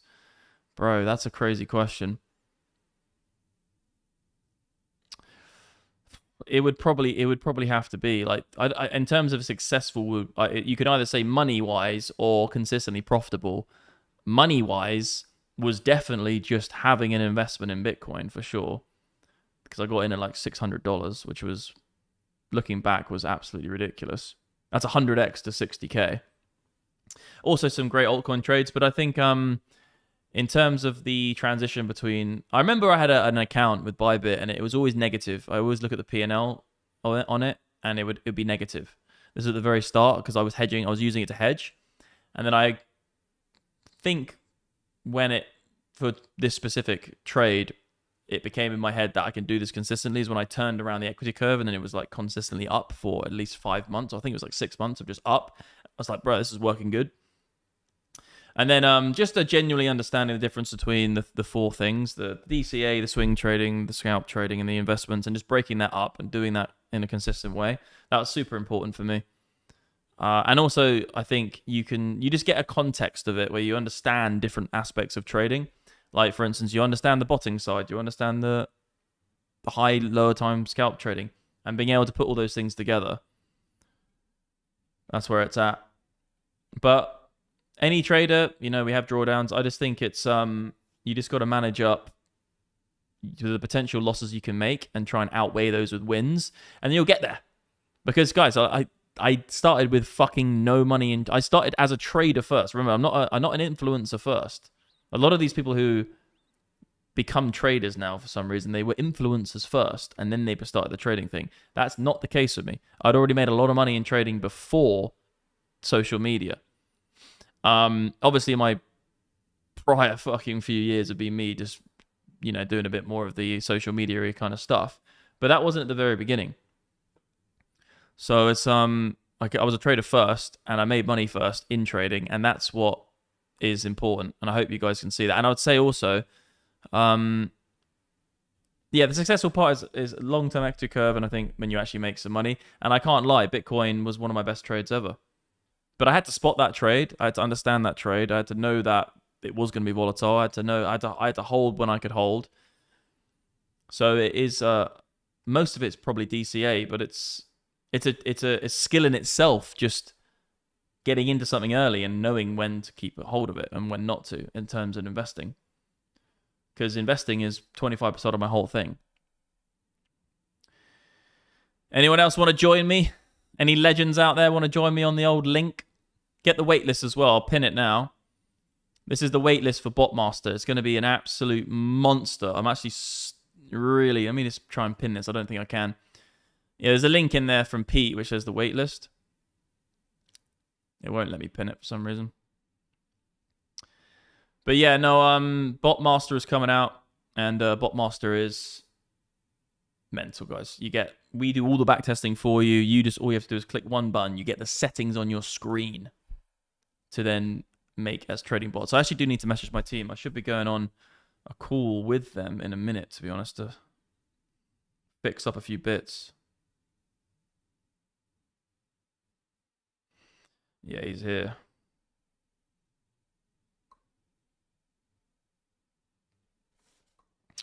Yeah, any more questions though? I'm chilling for a bit. I'll do until we hit...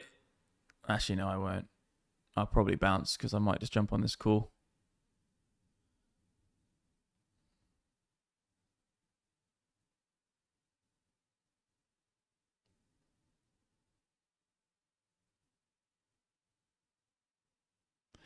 Would love to hear more on your 4 principles and how to deploy them. I'll do it quickly. I'm gonna probably jump in the next like 5 minutes, but I'd say, yeah, you got to break trading into 4 different things, and I have a whole video about this, by the way. But for me, it's you need to have at least 25% of your money doing DCA, dollar cost averaging, into things you think are good. Swing trading predominantly is higher time frame analysis, using a combination of trading bots to do the swings for you, and there's a few different ones. So there's like, if you have cash coming in, you just identify when to buy and not. If you have a swing trading strategy, which is based on a trading bot, for instance, when mine sold, came down 25%. Then you have lower time frame scalp trading. Lower time frame scalp trading, in and out quickly. I actually lost a trade recently. I bought 94k, didn't play out. And then investments. And investments will be like, you see something you like, you buy it, and you never look again. And you could tie in investments with DCA as well, because you could invest in something you're using DCA.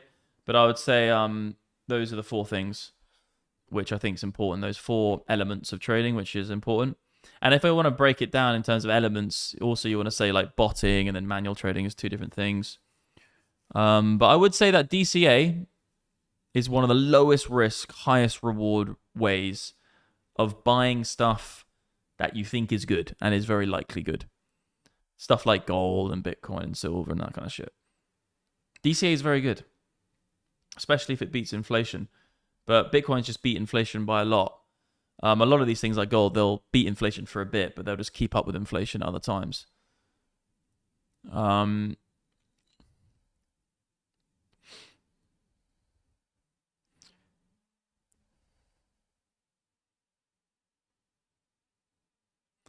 Bit more like 2019. I'll do that later, but I'm going to bounce. I'm going to jump on another call, actually. And guys, hit the like button if you're still around. That'd be great. Blast up the likes to 100. Let's get those likes to 100. And if you all hit the like button right now, we'll probably cross 100 likes.